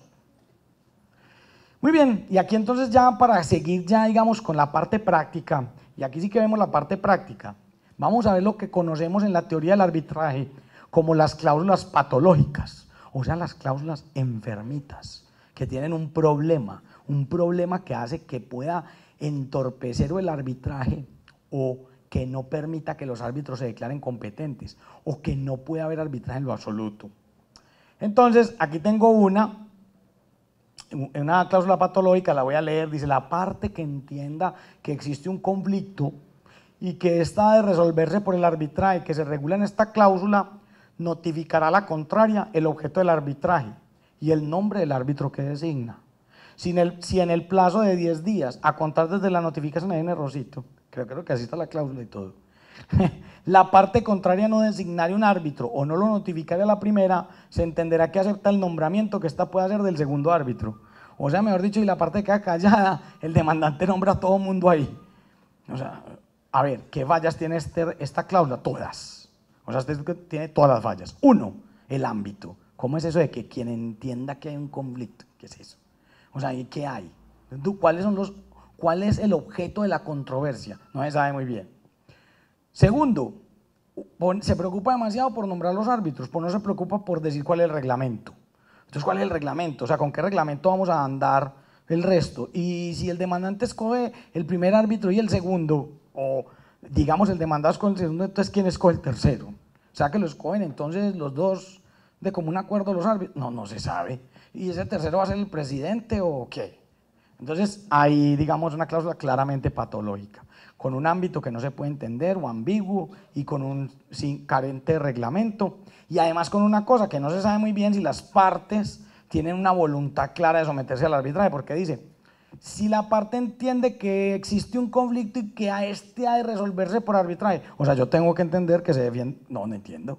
O sea, yo tengo que entender que ese conflicto se resolverá por arbitraje. O sea, no es claro la voluntad, no es clara la voluntad. Entonces esto puede que se lleve a un panel arbitral, pues a un tribunal arbitral y el tribunal diga, no somos competentes pues porque aquí no se sabe, porque todos están diciendo que no hay arbitraje, o que no entienden que la solución se hace por arbitraje. Horrible. O sea, cláusula patológica clara. Otra. Estos ya son fragmentos de cláusula, entonces un fragmento, este es buenísimo. El árbitro será italiano, angloparlante, licenciado en Derecho por una universidad francesa y familiarizado con los contratos de construcción del Oriente Medio. Ese señor es uno en el mundo, tiene nombre. Parece que se murió la semana pasada también. O sea, esas elecciones de árbitros, no. Por eso a veces es preferible los arbitrajes institucionales. Y dejemos que la institución juzgue quiénes serían las mejores personas para resolver ese tipo de controversias. ¿Cierto? ¿Quiénes son las personas de pronto técnicas para resolver ese tipo de controversias? Y como decía un profesor mío, veas que si ese contrato es de una cosa, pues, química, eso no lo resuelve un químico, pues esos problemas los resuelve un químico, eso no lo va a resolver un árbitro. O sea, más bien vámonos a un arbitraje técnico y no a un arbitraje jurídico, digamos, o de arbitraje comercial. Otro, las disputas, este sí es una cláusula completa, pues completa entre comillas. Las disputas se resolverán mediante arbitraje. Los árbitros serán nombrados por la Cámara de Comercio Internacional de Ginebra, que no existe, y de acuerdo con la regulación del proceso arbitral en el Código Civil de Venezuela y en el Código Civil de Francia, y con la debida observancia de la legislación del lugar del arbitraje. O sea, por Dios, ¿cuántos reglamentos tiene ese arbitraje? 3. Eso es incompatible. Analizar eso hace que el arbitraje sea imposible, porque las normas o la idiosincrasia normativa de cada uno tiene instituciones distintas. Entonces, y esto es para todo, no solo para el arbitraje, sino también en los contratos internacionales, en la elección del derecho aplicable. Que no sea eso como para darle gusto a la gente, eso siempre queda bien, pero eso está mal. O sea, eso en el futuro va a ser un problema. Entonces, no, pongamos que el derecho aplicable al contrato va a ser el tuyo y el mío. Eso queda lindo, inaplicable. O sea, se llegó el día de la controversia y una parte alega que bajo el derecho suyo, eso sí se puede, y la otra alega que bajo el derecho mío no se puede. Entonces, ¿quién resuelve eso? Después les toca a los árbitros o a los jueces tomar una decisión que escapa realmente a lo que las partes podían prever. Muy bien, entonces combinar arbitrajes y combinar reglamentos, absolutamente inconveniente. Sigamos a la otra. Una patológica. Esta me la encontré yo en un contrato, casi me caigo en la silla. Toda controversia que surge entre las partes con ocasión de la ejecución y liquidación de este contrato, entonces ahí ya empezamos mal. Porque ¿cómo así que solo? Y entonces si hay un problema de interpretación, o si hay un problema de nulidad, o entonces no cabe. Entonces los árbitros dirán, no, es que no somos competentes porque los únicos problemas que podemos conocer son liquidación y ejecución, no más.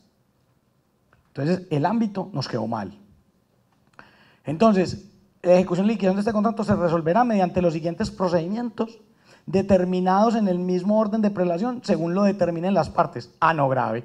O sea, vamos a tener un montón de procesos, pero todavía no sabemos cuáles son, sino que las partes en el futuro van a decir cómo van a hacer. No, imposible, ¿cierto? Sobre todo si hay una controversia, ¿cómo se van a poner de acuerdo? A veces es imposible, pues ya están peleados. Como dije, normalmente el proceso que conduce a un arbitraje viene desde hace rato, o sea, no es algo no es que se me aparecieron aquí con la demanda arbitral y yo, ve, y cómo era de querido señor, y cómo íbamos de bien, y me demandó. No, eso no ocurre, el tema ya viene la controversia desde hace rato. Entonces, como están más peleados, ponerse de acuerdo después en esto, imposible. Según lo determinen las partes para cada situación en concreto. Entonces, primero A, acuerdo directo. B, de no ser posible, conciliación realizada en el centro de arbitraje. C, en su defecto, tribunal de arbitramiento. Y D, a falta de las anteriores, por justicia ordinaria. Y entonces uno dice, bueno, ¿cómo puede faltar el arbitraje? Eso es imposible.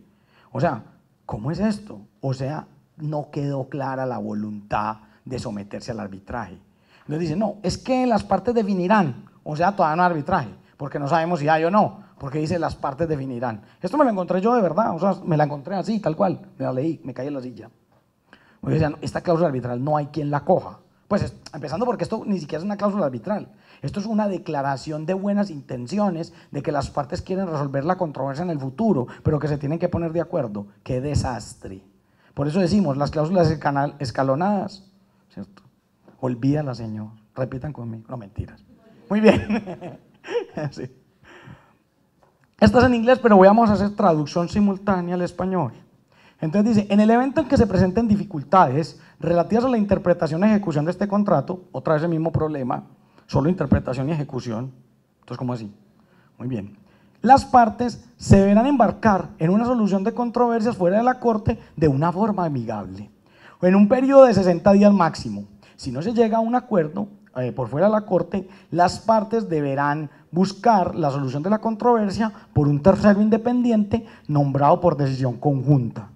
La decisión de la tercera parte será aceptada por ambas partes como legalmente vinculante y una decisión final. Bendito Dios, ¿eso qué es? Entonces decíamos, ¿eso es arbitraje o no es arbitraje? Parece que no. Eso suena más como un amigable componedor que como un arbitraje. Y entonces después cuando lo vamos a nombrar, y se lo vamos a nombrar, ¿quién va a ser? Y están más peleados, se van a ponerse de acuerdo y que para nombrar a alguien que resuelva la controversia en forma definitiva. No, eso es más fácil, como decimos los antioqueños, cuadrar 100 micos para una foto. Muy complicado. Y además no tiene un reglamento ni unos lineamientos claros. Esta me la encontré yo, esta también es real, casi me caigo de la silla. Me lo encontré en un contrato entre una compañía colombiana y una compañía china para la adquisición de unas estructuras metálicas. Y ya claro, cuando eso llegó a mi oficina era porque ya había un problema. Entonces, ¿cómo lo vamos a resolver? Nadie sabe. Judicialmente. O sea, se llevó judicialmente en China. Y ya, entonces, cuando ellos recibieron la demanda judicial en China, los abogados de todas maneras dijeron, esta gente va a objetar. Y cuando recibieron la demanda judicial en China, corrieron a pagar, se resolvió el litigio. Eso es algo interesante. Una paréntesis del comercio internacional. Las partes a veces suelen sentirse como atrincheradas en su país. Ah, que vengan, que me demanden pues, demándeme pues. Y cuando uno de verdad les activa los mecanismos, la mayor parte de los litigios se resuelven. O sea, cuando uno ya traspasa y ya es el abogado de allá el que le manda la carta y dice, hombre, resolvamos esta controversia porque no vamos a demandar acá, la mayoría de los casos se resuelve. Así se tenga que gastar $500, $400 en una carta. Porque eso a veces te cobra un abogado, ¿no? Dice, no, por una carta, $500. Sí, pero es que te vas a ganar 40.000. No, eso está muy caro. Ya me tumbaron esos chinos, ahora me va a tumbar el abogado. No, esto que les acabo de contar es verdad, o sea, esto me pasó a mí. Cuando le dice, vea, conseguimos el tipo en la China que va a llevar este caso. El tipo nos dice que le demos un fee ya, $500, y que él considera que este caso ni siquiera va a llegar a los tribunales. Y dice, doctor, ¿y usted conoce ese abogado? Yo me acabo de conocer yo un abogado en la China, por Dios. Entonces, ¿qué es lo que pasa? También hay un escepticismo por parte de los comerciantes. Y aquí hay un tema muy delicado. Y es que el comerciante que se ve afectado ya en una relación internacional va a estar desconfiado de acudir a soluciones, porque dice, bueno, entonces me va a costar más y voy a perder más. ¿Y si esto sale mal? ¿Cierto? ¿Y si esto sale mal? Bueno, perdiste $40.500, ¿cierto? Pero la peor diligencia es la que no se hace. Bueno, finalmente lo cierto fue que aceptaron, ¿cierto? Y llegó el abogado, puso la carta. Al otro día llegaron, al otro día aparecieron, no aparecían, al otro día aparecieron. Ya les vamos a girar, ¿cierto? ¿Por qué? Porque el abogado sabía que además había un problema de estafa. Y como era un problema de estafa, entonces eso significaba involucrar a la policía. Y esos chinos, con tal de no ver la policía, hacen lo que sea, ¿cierto? Muy bien. Entonces tampoco comamos cuentos, ¿cierto? Ojo pues, que es que aquí hay mucho que hacer. O sea, en un caso internacional hay mucho que hacer. Pero bueno, este pacto no sirvió para nada. Siguiente. Otro, no, este no me voy a detener en él. Bueno, dejémoslo ahí un segundo. Y lo que quiero poner presente este pacto es que no es el único. El contrato es larguísimo, el pacto es larguísimo, solo puse un extracto. Y entonces arranca diciendo, excepto respecto de las disputas relativas a propiedad intelectual, Aclara y TWT, que son las partes, acuerdan que cualquier controversia o disputa en relación o conexión con este contrato o su validez, eficacia, construcción, ejecución o incumplimiento no será resuelto bajo la sección 18.1. Entonces, ¿esto qué significa? Que pusieron un arbitraje ad hoc. ¿Pero qué hicieron? Dividieron la controversia. O sea, lo que es propiedad intelectual judicialmente y todas las otras cosas del contrato se van a resolver por mecanismos arbitrales. Pero tiene una cosa, dice el título, full arbitration. Y resulta que por allá hay otra cláusula que dice fast arbitration. Entonces, que los divide según la cuantía. Ah, no, eso mejor dicho, encartados, ¿cierto? Porque entonces hay un arbitraje. Dependiendo de la cuantía de la reclamación será un sistema arbitral, dependiendo de la cuantía será otro. Y eso es lo que hace que la cláusula, a pesar de que es con esa forma de escribir de los anglosajones, muy profesional, uno dice, no, pues eso vale los honorarios, no sirve para nada, o va a tener muchos problemas, ¿cierto? Muy bien, además un montón de relaciones internas con el contrato. Muy bien, entonces aquí pasamos al ambiente más amigable, las cláusulas modelo. Más o menos cómo debemos hacer nuestro pacto. Y aquí es muy importante que conozcamos bien el reglamento, porque el reglamento puede tener condiciones arbitrales que hagan que haya que ponerle algunas otras cosas a ese pacto. Pero normalmente trae estos pactos modelo. Entonces los que vemos ahí son dos. El pacto modelo de la Cámara de Comercio Internacional, cuidado, muy costoso. Y el pacto de arbitraje de la UNCITRAL, ¿cierto? Entonces el primero, el pacto de la CCI dice, todas las controversias que deriven del presente contrato o que guarden relación con este. O sea, no solamente vamos a buscar que se resuelvan las controversias que puedan salir de la relación entre las partes en virtud de ese contrato, sino que se podrían incluir eventualmente reclamaciones no contractuales que tienen una relación con este negocio. Entonces, por eso es importante, ahí nos queda el ámbito definido de manera omnicomprensiva, ¿cierto? Muy bien, entonces ahí tenemos el ámbito. Y aquí estamos viendo cómo debe ser el pacto y como ven, cortillo. Serán resueltas definitivamente de acuerdo con el reglamento de arbitraje de la Cámara de Comercio. Entonces ahí quedó. 1, el reglamento, pues 2, el reglamento. Y 3, la voluntad clara de las partes de someterse al arbitraje. O sea, las partes se comprometen a resolverlo de conformidad con ese reglamento. No hay discusión. O sea, no hay discusión sobre que en este caso hay arbitraje. Por uno o más árbitros nombrados conforme a este reglamento. Punto. Y como dice, fíjense ustedes, uno o más árbitros. O sea que el número de árbitros no queda definido. Simplemente se dice la regla general 1 o puede que sean más, ¿cierto? Y que normalmente debe ser número impar. Pero ya será el reglamento de la CCI la que define exactamente cómo se resuelve ese problema del número de árbitros. Y se puede dejar ahí la cláusula.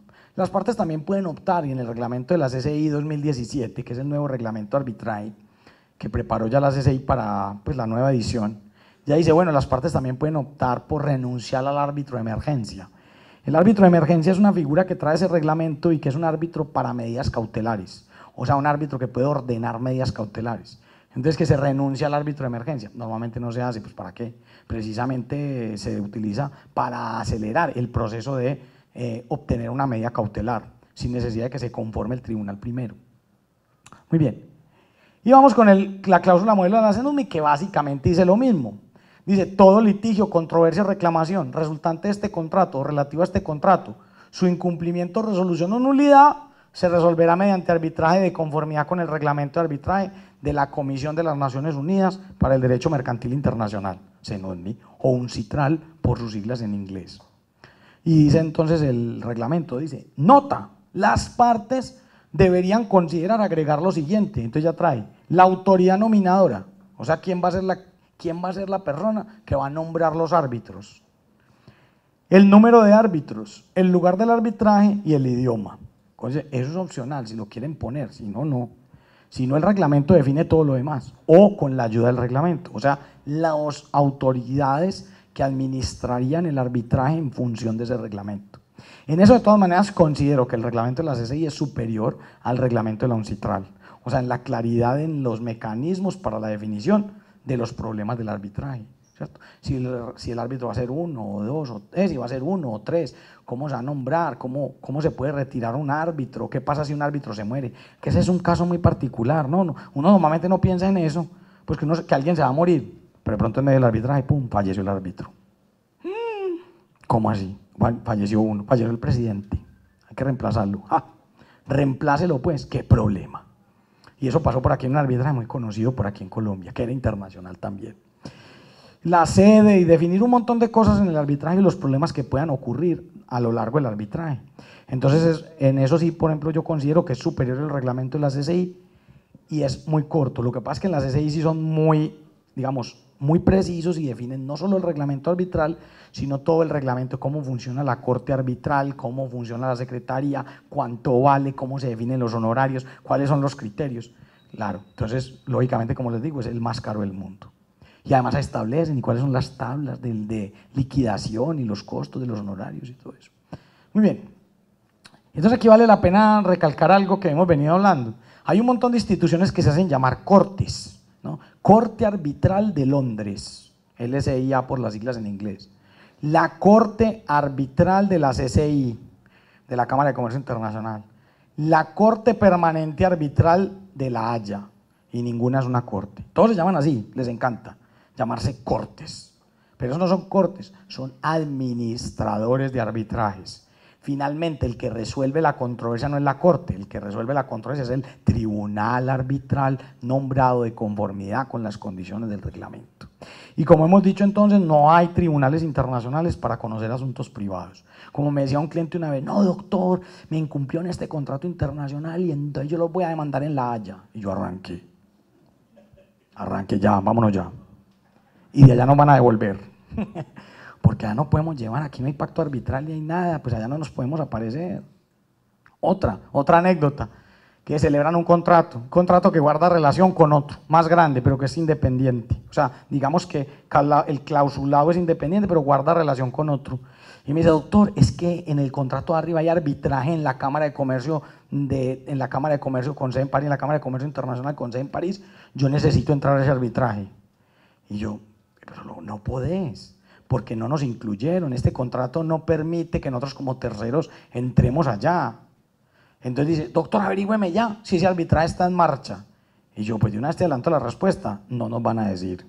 Pero doctor, haga algo. Y yo, bueno, Camilo, le escribimos a la CCI, señores CCI, ¿se está adelantando este arbitraje allá? Con respuesta, no. Y si se estuviera adelantando, tampoco le podemos decir, o sea, no, me contestaron, no le podemos decir si sí o no, porque todo aquí es confidencial. No, chao. Entonces, la confidencialidad es otra de las características del arbitraje, ¿cierto? Si las partes han considerado que no se debe conocer absolutamente nada, hasta tanto no se dé pronto un laudo y haya que llevarlo a unos jueces nacionales para que le den el reconocimiento, nadie sabe que se está desarrollando un arbitraje y terceros interesados pueden quedar por fuera. Entonces dice, no, aquí ya lo único es demandemos a ese con el que tenemos los vínculos, que es el que potencialmente está incumpliendo, pero es que le está alegando que está incumpliendo que porque lo cumplió y que entonces lo demandó, pues no sabemos, entonces demandémoslo a él. Y de pronto en esa demanda, de pronto nos enteramos de algo. Muy bien. Ya cuando llamamos al otro dijimos, estamos listos para demandar, entonces ya hubo una solución. Muchas veces lo solucionan solo como ya ponerse los pantalones y bueno, ya vamos a demandar entonces, porque ustedes están con un litigio ya y me tienen perjudicado aquí a mí, entonces venga, camine, responda usted. Y digo, no, entonces venga, arreglemos. Y se arregló. Muy bien, entonces pasemos, siguiente. Esas son las cláusulas modelos. Y aquí viene una cosa muy importante que hemos venido adelantando, y ya es como la parte final. ¿Qué consecuencias puede tener un mal pacto arbitral en el futuro de ese arbitraje? Un mal pacto arbitral, puede tener una consecuencia obvia al principio, y es que los árbitros se declaren incompetentes en forma parcial. O sea, digan, no, o no somos competentes, o solo somos competentes para ciertos asuntos. ¿Y cómo analiza el árbitro si es competente o no? El árbitro va a tomar las pretensiones, las va a comparar contra el pacto arbitral y va a decir, estas pretensiones yo me puedo pronunciar y sobre estas no. Y entonces sobre las que él diga que no se puede pronunciar porque no es competente, ¿qué puede hacer? Justicia ordinaria, ¿cierto? Porque no hay más. ¿Y cuál justicia ordinaria? Ah, pues es que si el caso es internacional, miremos a ver dónde se puede mandar: domicilio del deudor, domicilio del demandado, domicilio del demandante, artículo 28 Código General, artículo 56 del Tratado de Montevideo. Camine a ver, miremos, porque el asunto es muy complicado. Muy bien, lo primero. Lo segundo, un mal pacto arbitral puede causar que una medida cautelar ordenada por un árbitro no sea ejecutada por un juez nacional. Entonces resulta que la ley 1563 establece que los árbitros, que los árbitros pueden ordenar medidas cautelares. Las medidas cautelares pueden necesitar que las ejecute un juez, y si las ejecuta un juez, entonces tiene que dar la orden. Entonces el juez tiene que ver la decisión del tribunal y compararla contra el pacto arbitral, para mirar si esa medida cautelar está o no dentro del ámbito del pacto, y que entonces el juez diga, no está, no voy a ejecutar esa medida cautelar. Ah, perdimos el tiempo. Y además ya estamos previendo que a lo mejor ese arbitraje no va a salir bien. Entonces, segunda consecuencia. Tercera, la anulación total o parcial del laudo. Entonces aquí viene el tema. Los laudos normalmente tienen impugnación. Una impugnación limitada a unas causales muy claramente definidas. O sea que la impugnación tiene un marco de discusión muy estrecho y normalmente no se puede discutir el fondo de la controversia, sino por unas causales definidas taxativas. Y una de esas causales es que el laudo contenga cuestiones que no se entiendan incluidas dentro del pacto arbitral. Entonces, causal de nulidad. Camine. Todo esto que los árbitros definieron y que está por fuera del pacto arbitral, entonces anulación. En Colombia la impugnación del laudo arbitral internacional se llama anulación y se hace ante la Corte Suprema de Justicia o el Consejo de Estado. Entonces, ¿cuándo el Consejo de Estado? Cuando interviene autoridad pública nacional, o sea, cuando es un arbitraje con una entidad de derecho público. Y entonces la consecuencia es, perdimos el tiempo, se anuló el laudo, o total o parcialmente. Y tercera consecuencia, la denegación del reconocimiento. Y aquí es donde viene un asunto bien claro. Vamos a decir que la controversia fue entre dos empresas, una colombiana y una empresa de Panamá. Y se fueron a un arbitraje en Chile.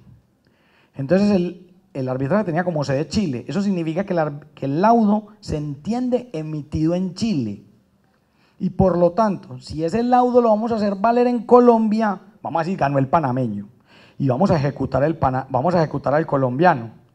Entonces se presenta el laudo en Colombia para su reconocimiento. Y una de las causales para denegar el reconocimiento es que las controversias que están en el arbitraje, que las controversias definidas, en el laudo, no están incluidas en el ámbito del pacto arbitral. Y por lo tanto, denegado el reconocimiento. O sea, ¿para qué sirvió ese arbitraje? Parcialmente para nada, ¿cierto? Porque puede que se reconozcan unas cosas y otras no. Del reconocimiento es lo que conocen usualmente como el exequatur, pero ya no se llama así en materia de laudos. Y los temas arbitrales quedaron en los artículos 111 y siguientes de la ley 1563. O sea, el reconocimiento del laudo arbitral producido en el exterior es un procedimiento consagrado en la ley 1563, artículos 111 y siguientes, o sea, quedó separado del procedimiento de exequatur del Código General del Proceso, artículos 605, 606 y 607. Muy bien, entonces las consecuencias son terribles. Yo aquí transcribo la causal, que es la misma en todos los casos, para denegar la medida cautelar, para anular el laudo y para denegar el reconocimiento. O sea, son las mismas causales. Muy bien. Y hasta ahí llegaba, muy bien. Entonces hasta ir a la conferencia el día de hoy, además ya todo el mundo pues le dio hambre y se fue. Pues no todo el mundo, muchos. Muy bien, y quedo abierto para sus preguntas. O sea, básicamente aquí el mensaje principal es, ojo con la redacción de los pactos arbitrales, y que además los casos internacionales son de una mayor complejidad que los casos nacionales. O sea, solo por ser internacionales ya contienen una serie de consideraciones que los hacen más complejos. Y nuevamente advertir el artículo 101, que le permite a las partes elegir el derecho aplicable. Entonces queda abierto para quien tenga alguna pregunta. Yo tengo una pregunta. Tú ahorita nos hablabas del artículo 62, que estaba subdividido en unos puntos A, B, y C. A, B y C, sí. Y el B dividido en dos. El C habla de la controversia sometida a decisión arbitral, afecta a los intereses del comercio internacional.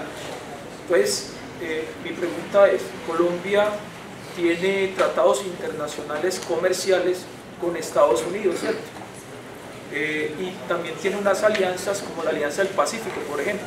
Entonces, cuando un Estado toma una medida unilateral, en el caso de Estados Unidos, con el tema, por ejemplo, que hoy está perjudicando el comercio internacional, tema de acero y aranceles, etcétera, ¿eso se puede llevar a ese arbitraje internacional? Depende, porque ahí el tema es distinto. O sea, ahí el tema es de intervención del Estado en la economía. Entonces, ¿qué sucede? Vamos a poner el ejemplo. Vamos a decir, mañana llega Trump y dice, voy a subir los aranceles de Colombia en materia de textil al 50%. Vamos a poner ese ejemplo, que es como lo que está haciendo con China, por ejemplo. Eso viola el TLC, pero además de violar el TLC, viola los acuerdos del GATT de la OMC, que consagran un principio que se llama el principio de nación más favorecida. Esas violaciones pues pueden afectar a los particulares, pero no se trata de una controversia cualquiera, sino que es una controversia de derecho internacional público. Entonces es una controversia que no cabe en el artículo 62 porque esto no es un problema privado, porque es que el arbitraje comercial está regulado en la ley 1563, pero el arbitraje de derecho internacional público está regulado en los tratados. Entonces, como eso perjudica a los empresarios colombianos no pueden demandar a Estados Unidos. Entonces tienen que buscar el apoyo del Ministerio de Comercio para que Colombia demande a Estados Unidos. Para que Colombia mande a Estados Unidos, pero o sea, Colombia contra Estados Unidos en un arbitraje del TLC o en un mecanismo de solución de controversias de la OMC. Probablemente ahí tendrá que ser el del TLC, o sea, arbitraje del TLC. Y por lo tanto, eso es arbitraje de derecho internacional público, no cabe dentro del tema del arbitraje del artículo 62, porque ese es para asuntos privados. Cuando el artículo 62 dice, cuando la controversia afecte los intereses del comercio internacional, nos referíamos al principio, es ese caso en el que dos partes celebran un contrato y ese contrato causa un efecto económico que se extiende a otros países, como por ejemplo, el del ejemplo que poníamos del contrato del petróleo. Una compañía productora de petróleo celebra un contrato con una compañía petrolera colombiana que hace variar los precios internacionales del petróleo. Ese contrato que en principio es nacional, resulta que no es nacional. No es nacional porque ya la ley 1563 dice el arbitraje internacional es internacional cuando se afectan los intereses del comercio internacional. ¿Y qué más interés del comercio internacional que el precio de los productos? ¿Cierto? Aquí ya no estamos en la órbita de las disputas digamos, intervenciones de los estados en el comercio internacional. Que claro, tenemos un marco enorme que es el GATT, ¿cierto? Los acuerdos de la OMC. Eso es un marco enorme y tenemos unas reglas parciales, digamos, de alianza internacional. Por eso Trump no podía entrar a maltratar a México. Y dice, no, le voy a subir los aranceles. No podía, violaría el derecho internacional. Entonces Trump optó por qué? Venga, renegociemos el NAFTA, ¿cierto? Y entonces renegociaron. Y lo chistoso fue que todos salieron contentos. Salió contento México y ganamos, y celebraron. Y Trump también, no fue muy bien, ¿cierto? O sea, hubo unas renegociaciones, unos ajustes. Y me parece normal, natural, los tratados no pueden ser de piedra, eso no se puede quedar así por siempre, cada cierto tiempo, porque las condiciones del comercio del mundo cambian, hay que cambiarlos. Y como con China, Estados Unidos, el único tratado que tiene es el de la OMC, entonces Estados Unidos le está metiendo medidas de fuerza a China. de cierta manera no le falta razón, porque China también se ha aprovechado de ese esquema en su beneficio. Entonces no le falta razón. Doctor, supongamos que el laudo va en la tercera parte internacional. El laudo internacional. Sí, no. Pues o sea, en las categorías de internacional queda ok. Cuando dice tercera parte, ¿qué se refiere? No, perdón, las personas están en la controversia, la están solucionando por medio de un laudo. Sí. Pero en la mitad, digamos que las dos personas dicen, hombre, Belín, yo sí estaba equivocado, vamos a conciliar. Ah, eso sí, pues, es posible. Es posible. Sí. Y entonces, si ya no hay laudo, la plata de esa gente, ¿qué quedó? Entonces, normalmente los reglamentos tienen medidas en esos casos y se mide por la intervención. Y dice, no, en todo caso aquí, pues como llegamos a cierta etapa, entonces se pagan unos honorarios, claro, pero la solución se llegó de mutuo acuerdo. O sea que siempre, aunque haya arbitraje y se esté adelantando el procedimiento arbitral, siempre puede haber solución de mutuo acuerdo. Por eso es que digo yo, ¿eso para qué pactarlo? ¿Cierto? Listo. Doctor, buenas noches. Buenas noches. Entonces, frente a la explicación, ¿cómo podríamos analizar el tema jurídico internacional que hoy nos tiene en vilo a los medellineses frente al tema de Hidroituango con la celebración de los contratos con Chile y Panamá, cuando el Tratado de Montevideo del 2006 nos conduce a que no puede ser traído esos contratos a nivel local, o sea, a nivel nacional y luego a nivel local, toda vez que se debe respetar el marco jurídico y la normativa de esos dos países? Entonces, ¿cómo va EPM con su conocimiento?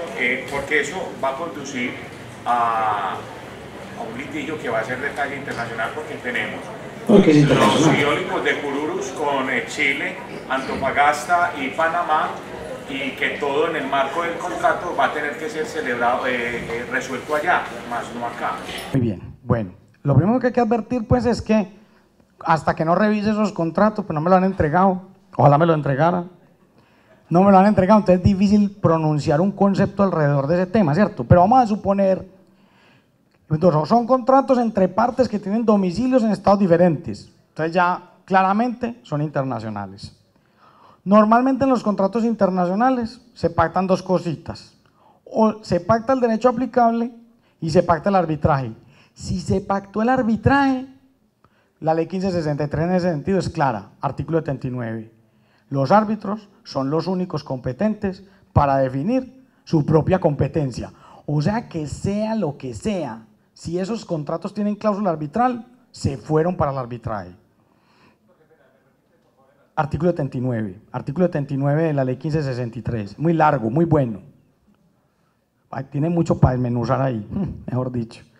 Ese artículo 79 es fundamental porque dice todas las controversias en relación incluso con la existencia misma de la cláusula arbitral son competencia de los árbitros. O sea, y los jueces nacionales no se pueden pronunciar para nada. Esa es una. Y la otra, vamos a suponer que esos contratos no tengan pacto arbitral.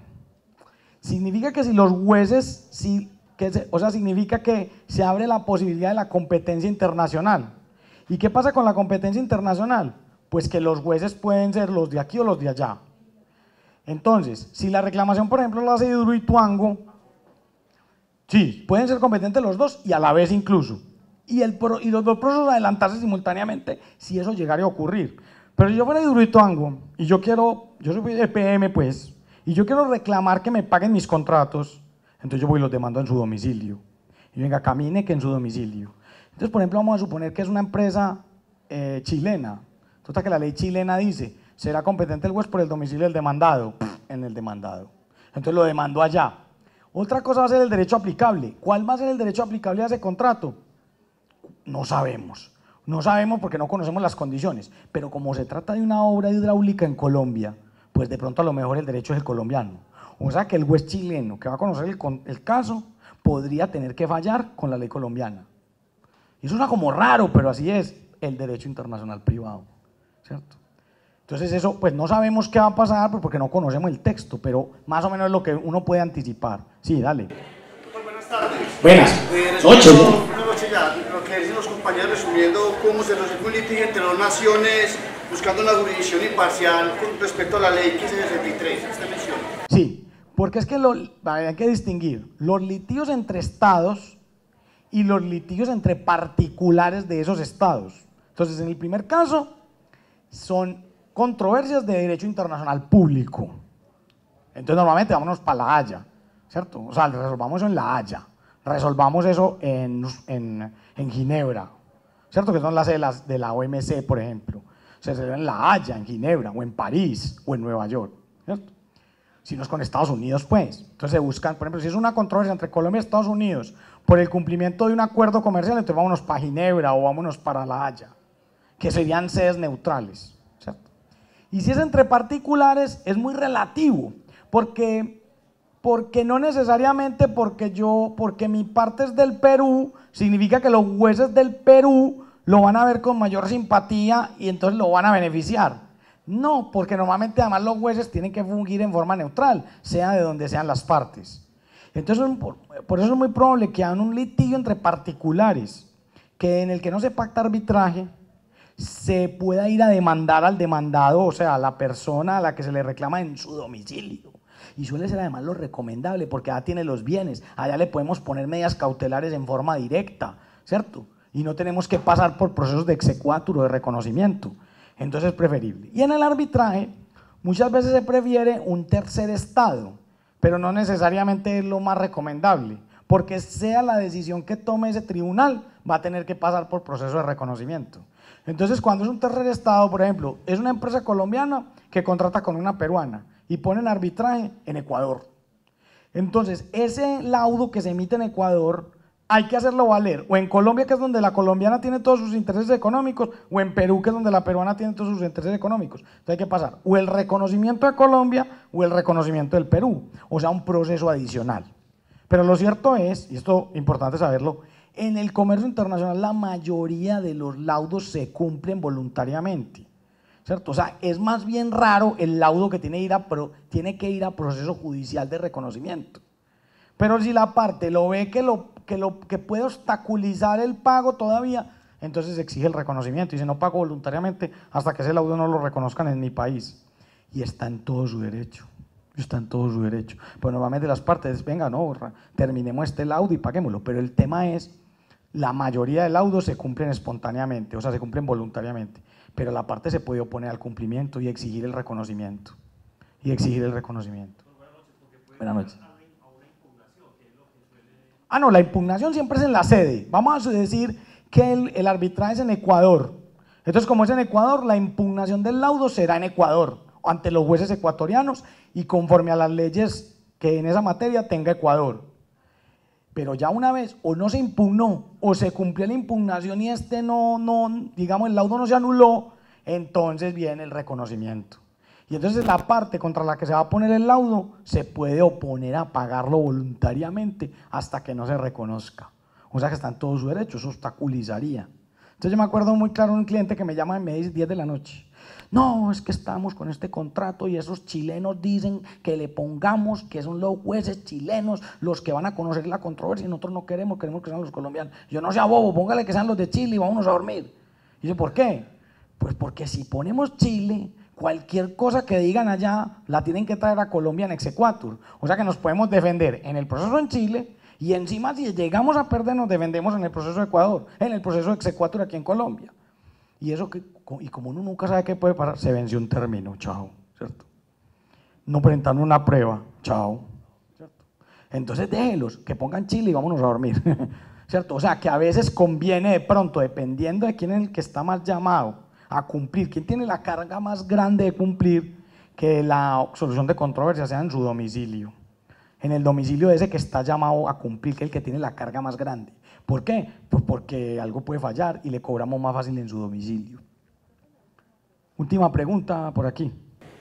El Estado colombiano otorgó unas licencias a unas exploradoras internacionales para exploración minera, incluso zonas protegidas, que luego por acciones populares fueron negadas. ¿Cuál es el panorama desde el arbitraje internacional frente a estas situaciones? Muy bien. Teniendo en cuenta pues, que ya el Consejo de Estado y la Corte Constitucional se pronunciaron lo que pasó. Es delicado el panorama, porque no fueron que fueron negadas, fueron que fueron revocadas. Y entonces todos estos a los que les revocaron, que son inversionistas extranjeros, cubiertos por un tratado de protección recíproca a las inversiones, demandaron a Colombia. Demandaron a Colombia ante la CIADI para que los indemnizara, ante la CIADI y ante la Corte Permanente Arbitral de La Haya, en un arbitraje de inversión para que le indemnizaran la afectación de la inversión internacional. ¿Tendrán razón o no? Eso será un cuento que tendrá que resolver el tribunal, pero lo cierto es que Colombia está demandada por esos casos. Pero es probable que Colombia gane algunos de ellos, ¿cierto? Porque hay muchas consideraciones. Y si perdemos, no es como, no, demandaron a Colombia en 200.000 millones de dólares. No, eso es escandaloso, eso es en titulares. Pero esa realmente va a ser la condena. Y yo le respondo de una vez, con toda seguridad que no. Porque normalmente esas indemnizaciones no corresponden, digamos, al valor total de la inversión, o inclusive a veces reclaman lo que esperaban invertir, o sea, ni siquiera lo efectivamente invertido, sino, no, es que nosotros queríamos invertir 200.000 millones de dólares, entonces págueme 200.000, no, camine, que eso no es así, ¿cierto? Entonces, ¿qué pasa? Sí, Colombia está demandado en algunos de esos casos, pero ¿se perderán? Probablemente no, porque de pronto hay razón, o no afectamos la inversión, no dejamos que la inversión arrancara, o si la inversión arrancó, se indemnizó por esas etapas que se habían hecho anteriormente. Colombia indemnizó por esas etapas, entonces no habría lugar a una condena de inversión. Sí, claro. Sí, el arbitraje de inversión no es ajeno a las consideraciones ambientales, si son reales, y el tribunal lo va a constatar, porque ya ha habido unos casos en los que se han alegado condiciones ambientales y son falsas. O sea, el Estado dice, no, es que paramos la inversión porque era en una zona protegida, y resultó que fue protegida, fue cuando los gringos compraron la empresa. Que eso pasó en un caso de México, el caso Metalclad. El caso Metalclad, eso antes era una fábrica de unos mexicanos, y llegaron los gringos y la compraron. Y cuando los gringos la compraron, entonces declararon eso zona protegida. Ah, no, muy fácil, entonces camine para afuera y nosotros nos quedamos con la fábrica. Entonces ahí sí, ahí dijeron, no, ahí me pagan los inversionistas extranjeros la indemnización porque ahí la consideración ambiental no era real. Y eso también puede pasar, porque en Colombia de pronto aparecían zonas que no eran protegidas y de pronto sí, ¿cierto? O sea, si hay caprichos del legislador, y yo normalmente digo esto, ese arbitraje de inversión, a veces ese es un castigo para los estados desordenados. Porque así como conceden unas concesiones mal concedidas, o con corrupción, o con lo que sea, a veces las quitan mal quitadas.